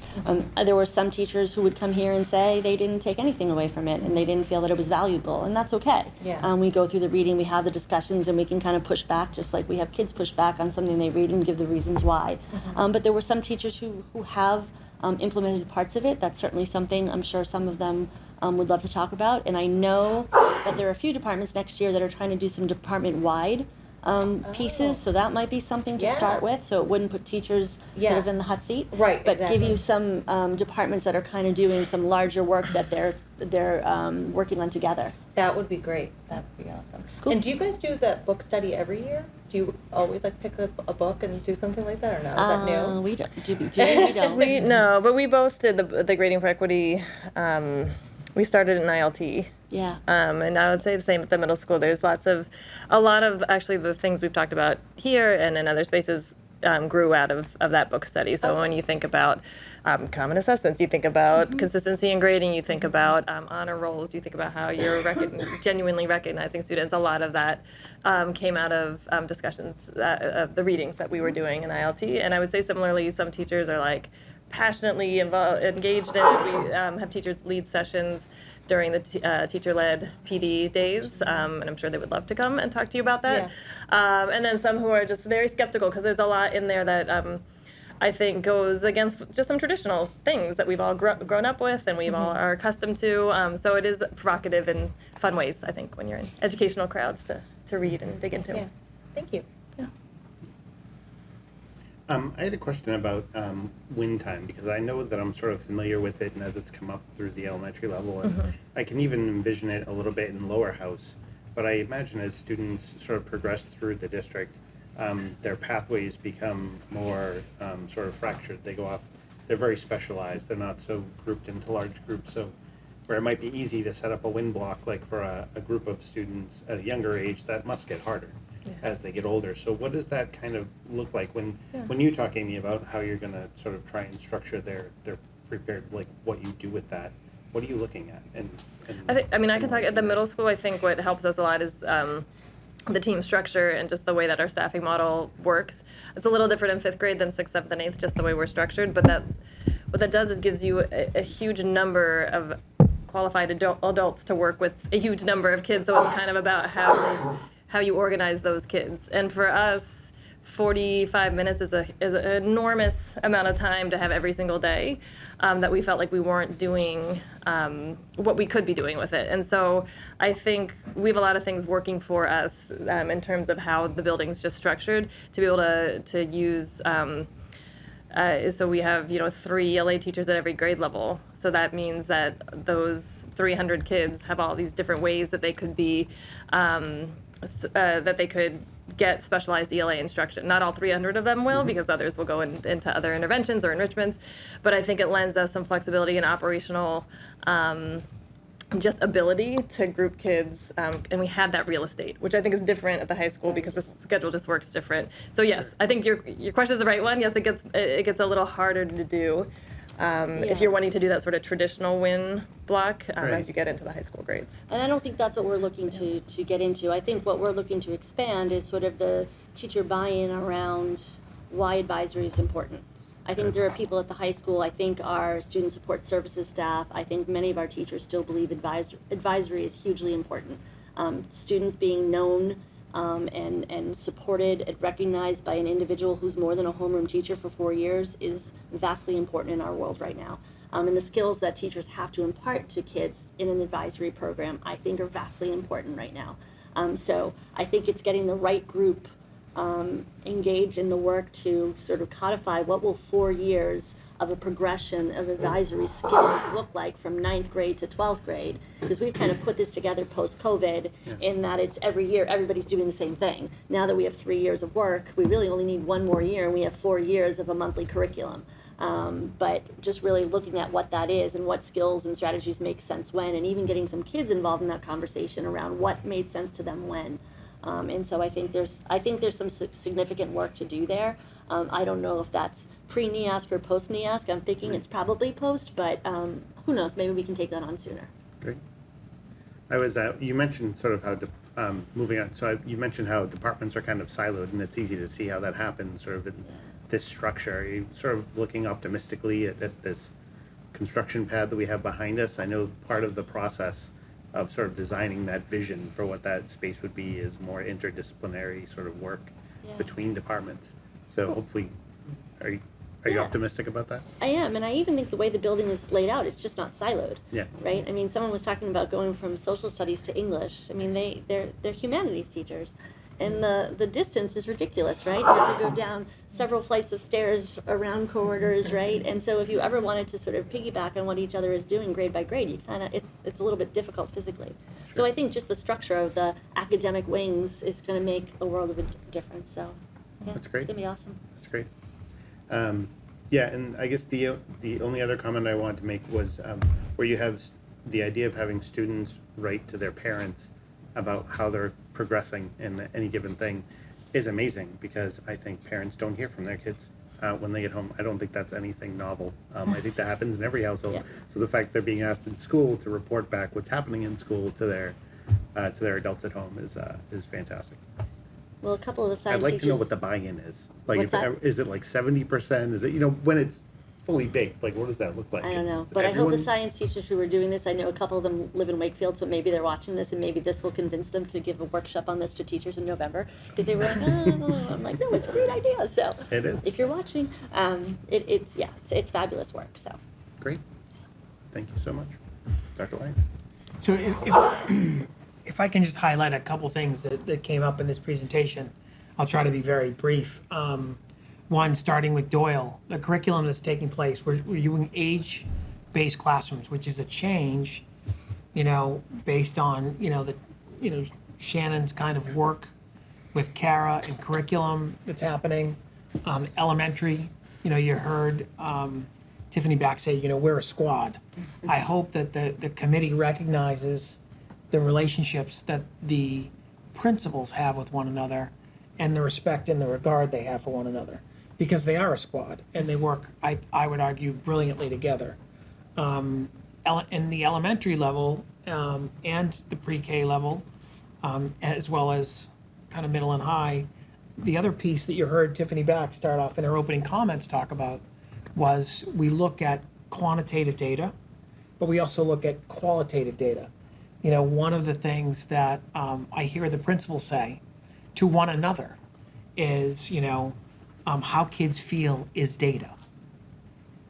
How kids are thinking about the experience that they're having is data, right? That is feedback that we need to pay attention to. And it's instructive. It's instructive to the administration, to the district administration.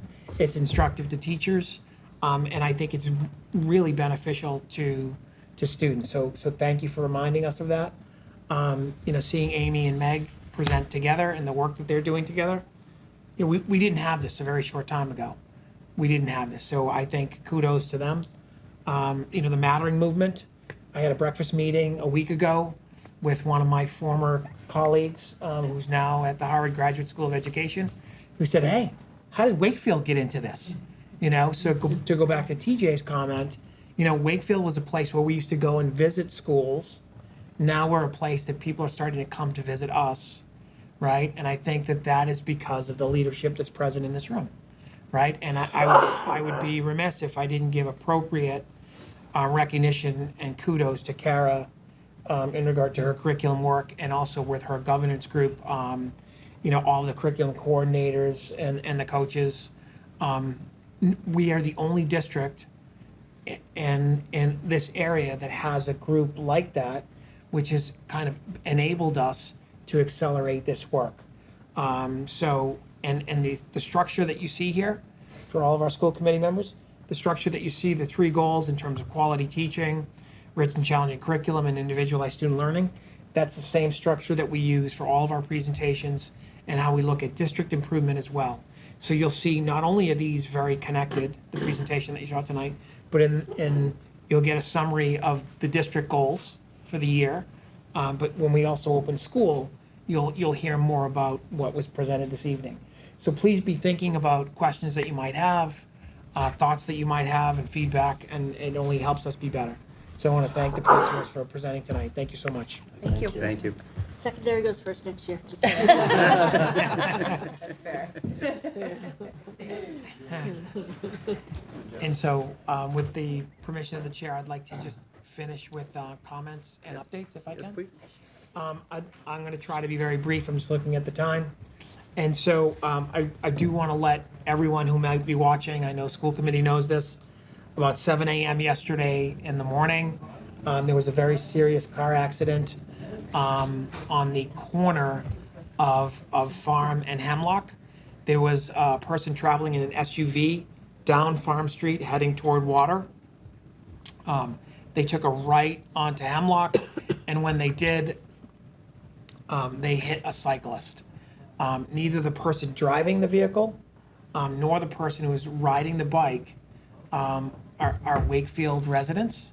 And so the gentleman who got hit on the bike was a 62-year-old male, very serious injuries, is in the hospital, some significant fractures that he's recovering from, but I'm told that he is recovering, which is very, very positive. This had nothing to do with construction. This had nothing to do with construction. That kind of Nahant, Farm, and Hemlock is a treacherous intersection. It has been. Thank you for see her, Shay shaking her head. And you know, since I've been here, this is again. I'm going on my 10th year. I've seen this, and you know, this was a terrible accident. It could have happened to anyone. It's terribly unfortunate, and we wish everyone involved a speedy recovery. Just an update on what transpired after the accident occurred. The police were very quick on the scene. They shut down Farm and Hemlock. Teachers that teach at the high school could not get into their parking lot. Matt Carter and Amy McLeod and Amy's admin team, Joe Mullaney, Geraldine Traficante, were very, very quick. They were on site. They were very quick. They redirected all of the high school teacher cars to go to the Woodville lot. Matt quickly let his teachers know that when they open up Farm and Hemlock, that the Woodville teachers could go park in the high school teacher lot. Now, I don't know if you've worked in a school but that type of shift on the fly is not easy, and it's not easy for people to understand. And you know, everyone kind of rose to the occasion. I cannot say enough about Amy McLeod's team and how they pivoted, the support that Matt Carter gave and his team. You know, so that's a quick update on the accident. Happy to answer any questions that anyone might have at this point. No? Yes, sir. No, I appreciate the update on the gentleman who was on the bike, and you know, at least you know, there's some positive news in the future where that intersection will be completely redesigned as part of the new high school project. Thank goodness for it, Pete. Yes, it's a great point. So just some other updates, if I may. We want to say thank you to CPAC, to Ann Herzog and Chrissy Loftus. In this past week, they recognized about 35 teachers that they coordinate kind of a recognition program or superheroes program where faculty and staff are recognized. We want to thank them for that. We want to thank Mike Scolo for organizing the Gene Sorensen tree dedication a week ago. And a week ago, it seems like a lot longer than that, but it was graduation, right? And for those that were able to attend, I think it's the best graduation that I've been to date, any of all of the graduations I've been to. And there have been many. I think that the student speeches were terrific. I think the music, I don't know that it could have been better. I don't know if the performances could have been better. But all of the time and effort put in by Amy McLeod's team, all of the teachers that were able to attend and see their students graduate, super pleased. We were able to recognize William DeRoche Sr., class of 1946, who was there to celebrate his 7th grandchild graduating from Wakefield Memorial High School. So I know that was very special to Kathy Yuva. That's her dad, right? But graduation was just spectacular. Nancy Bertrand, our town historian, let me know that this was the 161st graduation, secondary graduation in Wakefield. The first was 1863. There were 12 students that graduated. Yeah, quite amazing. But can't say enough, and thank you for everyone that was there. Just other information, thank you to all of the students and staff that are participating in civics projects. Thank you for your patience and us getting feedback to you. I look forward to where those projects go, and kind of thank you so much for that. I also want to let everybody know that a week ago on the 3rd, same night that we had the Gene Sorensen tree dedication or recognition, that the theater, Wakefield, the Musical Theater Awards, the nominations came out. And Wakefield Memorial High School was nominated in 3 categories, for Best Musical Direction, Best Acting Ensemble, both for Spelling Bee, and the Best Featured Actress for Elizabeth Police. And so we heard yesterday that Elizabeth won in her category. And so just really an amazing accomplishment to be recognized at a state level in that space. So great for them. And again, Elizabeth Police is the actress that won. Super happy for her, happy for Will Cavanaris and kind of his work in that space. But that is it from me. Thank you for the time tonight. That is a lot. Thank you so much. In terms of for chair comments, I would just have one, which would just be another thank you to sort of all of the retirees, for their time and their service to Wakefield. It's, teaching is it's a career of service, and so to pick something where you give of yourself to not just a student but to a community, the way that ripples is, I don't think there's anything else. Maybe doctors, I don't know, maybe.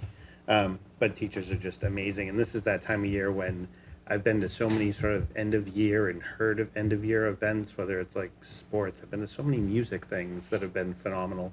And graduation and the civics part, there's just so many moving parts right now. You can see there's a blurring of sort of professional and personal connections between sort of staff and students and families. So just everyone that sort of gives into that, thank you. And especially thank you for people that gave their time and the retirees. I think aside from that, I will be mindful of time and keep it moving. And on to subcommittee reports, if there are any. Mr. Markham. The Finance Subcommittee has not met since the last meeting. Okay, thank you. Dr. Piscadlo? Yeah, labor and personnel haven't met either, but we are scheduled. Our next meeting is on Tuesday, the 18th at 5 o'clock in the superintendent's office. We have a number of our typical things, but we'll also be inviting the high school principal here, and so provide an update on the high school staff outreach, climate efforts, etc. that we've been talking about. So we'll get an update from Ms. McLeod then. So next Tuesday. So at our Great. next meeting, we'll have an update. Great, thank you. Ms. Collin? We have not met since the last meeting. Okay. Ms. Davis?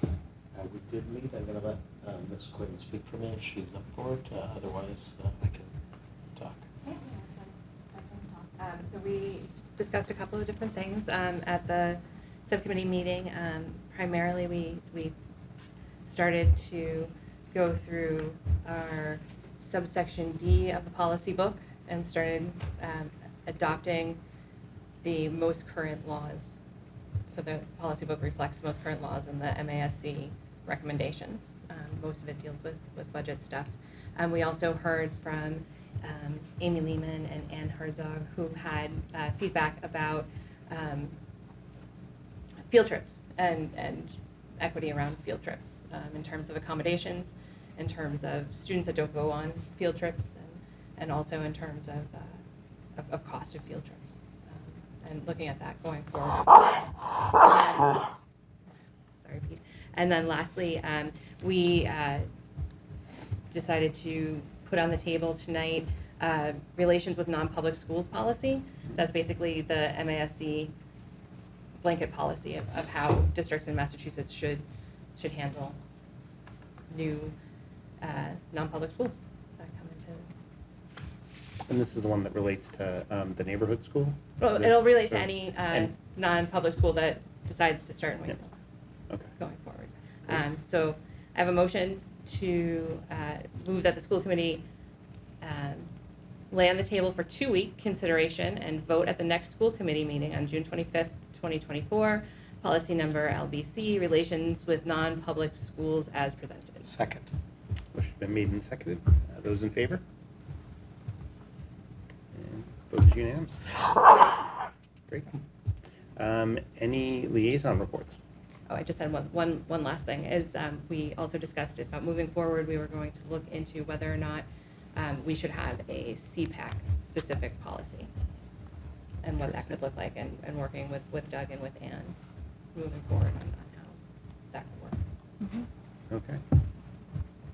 Great. Thank you. Liaisons? No one yet? No. Doug Okay. kind of mentioned the latest news about CPAC, which was Yeah. the superhero awards. So that was really exciting to see this week, and that was pretty much it that was discussed at the last CPAC meeting. So Great. Thank you. they're always looking for volunteers if anyone is looking to help out. Say it all the time. I know. Yeah. All right, item 11, future dates and agenda items. Our next school committee meeting will be in 2 weeks on June 25th. Is there, I know we still had a pretty lengthy agenda list that we were working through. I don't know if anyone has anything of high import that they would like to bring up. Not high importance, but the student who came to talk about the STEM Honor Society, I'd like to hear about that in a future meeting and understand, what's stopping us from doing it. Is it just the stipend? Is it something else? When we have students who are really into something and it gives them an opportunity to save money in college, anything we can do to help students save money in college and be eligible for more awards, I'm definitely in favor of, but I realize we don't have an endless list of stipends if that's the barrier, but I'm curious, what's stopping us from extending that for a future meeting. We know, is that Joanne Marks that could inform us on that, or is that who? I think it could be Joanne and John Hanna. Okay, great. It was a great suggestion. And appreciate when students advocate. I had a question involving our policy with public comment, like in that with that particular situation. Like, I know we generally don't respond to public comment, but like I had a question to ask him. Like, is it cool to do that? You know, no. Okay. It's Because a- it was like a clarification question of what he was proposing, like what the national what, STEM Honor Society. So it wasn't like a how do you call it, substantial question. It was kind of a clarification question of what the proposal was. But I didn't ask because I know that it's not our practice. But others who come for public comment could expect the same back. Yeah, it would set a precedent. I think taking Pete up on his suggestion to have a comment, have a agenda item would allow that to be actually dialogue. We have a procedure on creation of clubs, so I'm assuming that Ms. McLeod is going to reach out to the student and get that ball rolling. Is an honor society a club? Well, it would be, I don't it would likely start the same way. It would likely start the same way, and it would likely involve stipend, right? Same way we've done. It would need an academic advisor. There would type need to thing. be an advisor, there would need to be some other students who would form enough of a group, at least 2 advisors. It's a thing, it's not, Yep. but I'm sure Ms. McLeod will reach out. Yeah, we can have a conversation and we'll invite Nicholas back. And so we can get further clarification on sort of maybe what his intent was. But yeah, no, absolutely applaud him for coming in and sitting in the big seat. And then I think Michael Carl was planning to come to our next meeting, is that correct? Correct. So he will be here when we're June discussing the 25th. policy Yeah. at our next meeting. Great. Perfect. Okay. So, but there'll also be a recommendation of the policy. Right. Yeah. Yeah, perfect. Good. So, let me ask about that, if I may. The policy then is not going to apply to the current applicant. I don't believe We so. can't have him come in for the second time and Right. retroactively apply a policy to the guy. Yeah. It's not retroactive. Right, that's what I'm saying. Correct. So maybe Correct. we don't want to do both those things at the same meeting. All right. Well, we'll discuss and Maybe you do. we'll look at the agenda. I don't, I I mean, just don't think it's fair to have a conversation about a policy and then have the gentleman think that he has to now do the very appropriate things to do. Right. I think if we organize the agenda and he was first, and he heard the recommendation of the committee, and then later, moving forward, you know, we're looking ahead to the future, this is a guide that we would use in regard to relationships like this or recommendations from other future schools that might seek approval from the Wakefield Public School Committee. I think at the time that we had him here, what we had talked about was doing 2 things in parallel and sort of using one to inform the other. And so it's possible we could do it in tandem. Yes, Melissa? If it makes anybody feel better, I don't think that anything in the policy is at all different from what has already been said in the school committee before. No. It's all very, very similar. Okay. I think those two topics are okay and compatible for a single meeting. I don't think they contradict one another. And as Dr. Lyons said, he'll have a recommendation to share with us ahead of time with some feedback. I wasn't suggesting they would contradict each other. I was suggesting that we want to make sure we're being fair to the gentleman. Sure. That we're not having his situation in our headspace when we're talking about improving the process. I don't think that's fair to him. Yeah, I mean, if it helps at I think all, it it's an contradicts. MASC model policy. It wasn't, No, I'm not suggesting it's good or bad. I'm just suggesting we need to be fair to the gentleman. Yes, Kevin. No, I'm confused. So when he comes to apply for approval, is that happening? That's happening before the discussion of this policy is taking place. In theory, yes. In theory, yes. Okay. If we follow our standard protocol, which Got it. policy would come up during. So the decision, when, not in this policy, but the decision for that will be kind of based on what we've already talked about before, like everything that's already happened in this meeting. Okay. So I Okay. mean, if I go back to our subcommittee, because we didn't really report out on that section of it, Dr. Lyons had received some bits of additional information. There's still some significant gaps, like there's not a space yet, so you know, it's hard for us to approve a physical space for a school if one doesn't exist. And so, you know, his approval will come with maybe some caveats that, when you have a space, you'll come back to us for final approval, but there would be some type of preliminary approval, perhaps based on the voting of this committee at that meeting. So, that's the material you'll have for the next meeting for you to make a decision for your vote. Okay, good. All right. Things for the agenda. Moving on. School committee comments. Starting down this end. Kevin. So I got a few emails from students over the past few weeks asking about our school start time. So I know we've been talking about this. I know that Student Services has been actively talking about this. And, in my response, I just wanted to say something. One thing that I'm getting from these emails, and one thing that we've all discussed, is the argument that later start times are beneficial to adolescents for their education. And yeah, I just want to be pretty clear that I think we're all, I mean, maybe not, I don't want to speak for everybody, but I definitely 100% agree with the research and 100% agree that later start times are definitely academically beneficial for adolescents, for 14, 15, 16, 17, 18-year-olds. And I just want to let the students know and the community know that I'm very excited for this discussion, and hopefully to go through with this at the end process, and but also that there are so many factors that have to be taken into consideration. After having talked with two people that have lived in two towns that have gone through the transition, there are so many unintended consequences that happen.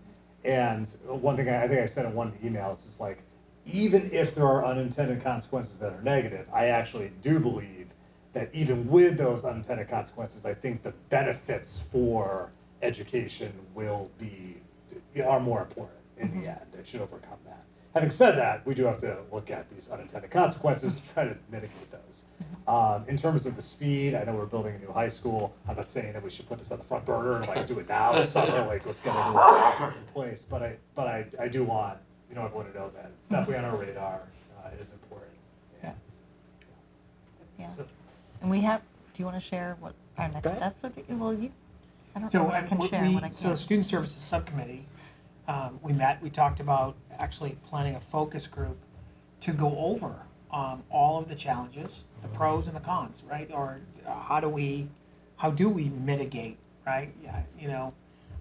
This is not as simple as just, and there are kind of variations of late start, right? Some districts have done a 15-minute late start, right? I don't want to get into the whole thing right now, but, I don't know that pays a dividend, if I'm being very honest, right? And so, but there are layers to this. I think that a larger group with representation from the parent community, student community, teacher community, I think, we need kind of the players in the room to understand kind of the layers of this and to understand the commitment and understand, what it takes. The list is very long. Like when our subcommittee sat down to really talk about, the people that would be involved and be affected, would be the stakeholders in it. It's a very thorough list of people. So that's our next step, is getting together that group of stakeholders to create a focus group for next year and really kind of take the time to dive into what the ramifications would be and effects would have on the school community.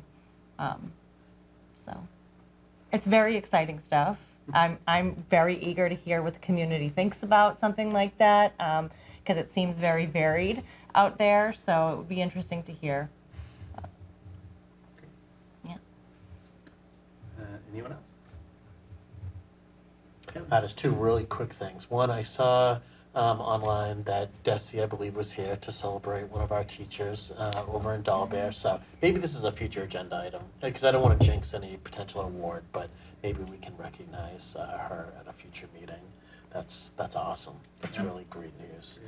And then kind of along those lines and kind of echoing what's already been said, but tonight's one of my favorite nights because I love the opportunity to meet our retirees and those that have dedicated so much time here. And Florence certainly helps up this, but I mean, we have hundreds of years of experience and dedication to the community here, and just, you know, you articulated so well just the role that teachers play in our lives. And tomorrow, God bless the retirees, but they asked me to come talk with them. And one of the things that I'm talking with the men's retired group is kind of like how growing up here felt like it was like a village, like that, you know, and so many people that were instrumental in my experience were those teachers. And I know I have friends of mine, like, you still remember like all your teachers and all their names? And I think it's just indicative of, A, the role they play obviously in all our lives, but certainly those that we've been really blessed to have with here. A couple examples were here in person, and then certainly many more that weren't able to make it. So just congratulations to all of them, the impact that they've had on generations of students here can't be overstated. So this is one of my favorite days. So I appreciate you all the effort you did too in setting that up. It was, and certainly the labor of the staff. The food was great, and it was a really nice event. So thank you. Great. All right, and I would say I just want to comment on the civics projects that we're getting emails on. I don't know if everyone's getting the same. They treat. I know, isn't it sad when you hear people talk about them? You really want them. I'll forward you some. They're really great. want them. But Email me, guys. the thoughtful I got none. the thoughtful arguments that these I will forward you both. I'll forward the committee, all the ones I got. They're great because they articulate themselves really well. It's very impassioned. It's awesome. Like whatever the topic is, they write. I love their arguments. They're awesome, and it's a great project. One thing that I think about every single year when they write is I feel so bad for them because they're writing into like a legislative kind of body, and it's governmental and it's glacial. And so especially we talk about school start times, like nothing happens. We got a presentation from Alexa Manzi like 2 years ago. Like nothing happens quickly. And so some of these students are writing things and you want to tell them like, don't give up. Like this is important. Continue to do this. Continue to stay engaged. It matters. And so I would just say that like that. Don't think that that your words are just falling on deaf ears. That they're echoing somewhere. You will affect change. And there was one student that asked about half-day Fridays, and so I was able to write back and go, "You got it, absolutely. We'll do that like next year." So that was pretty great. But yeah, so love that project, love that student engagement, and just encourage those kids to don't think that you're not being heard. You are, and so please keep it up.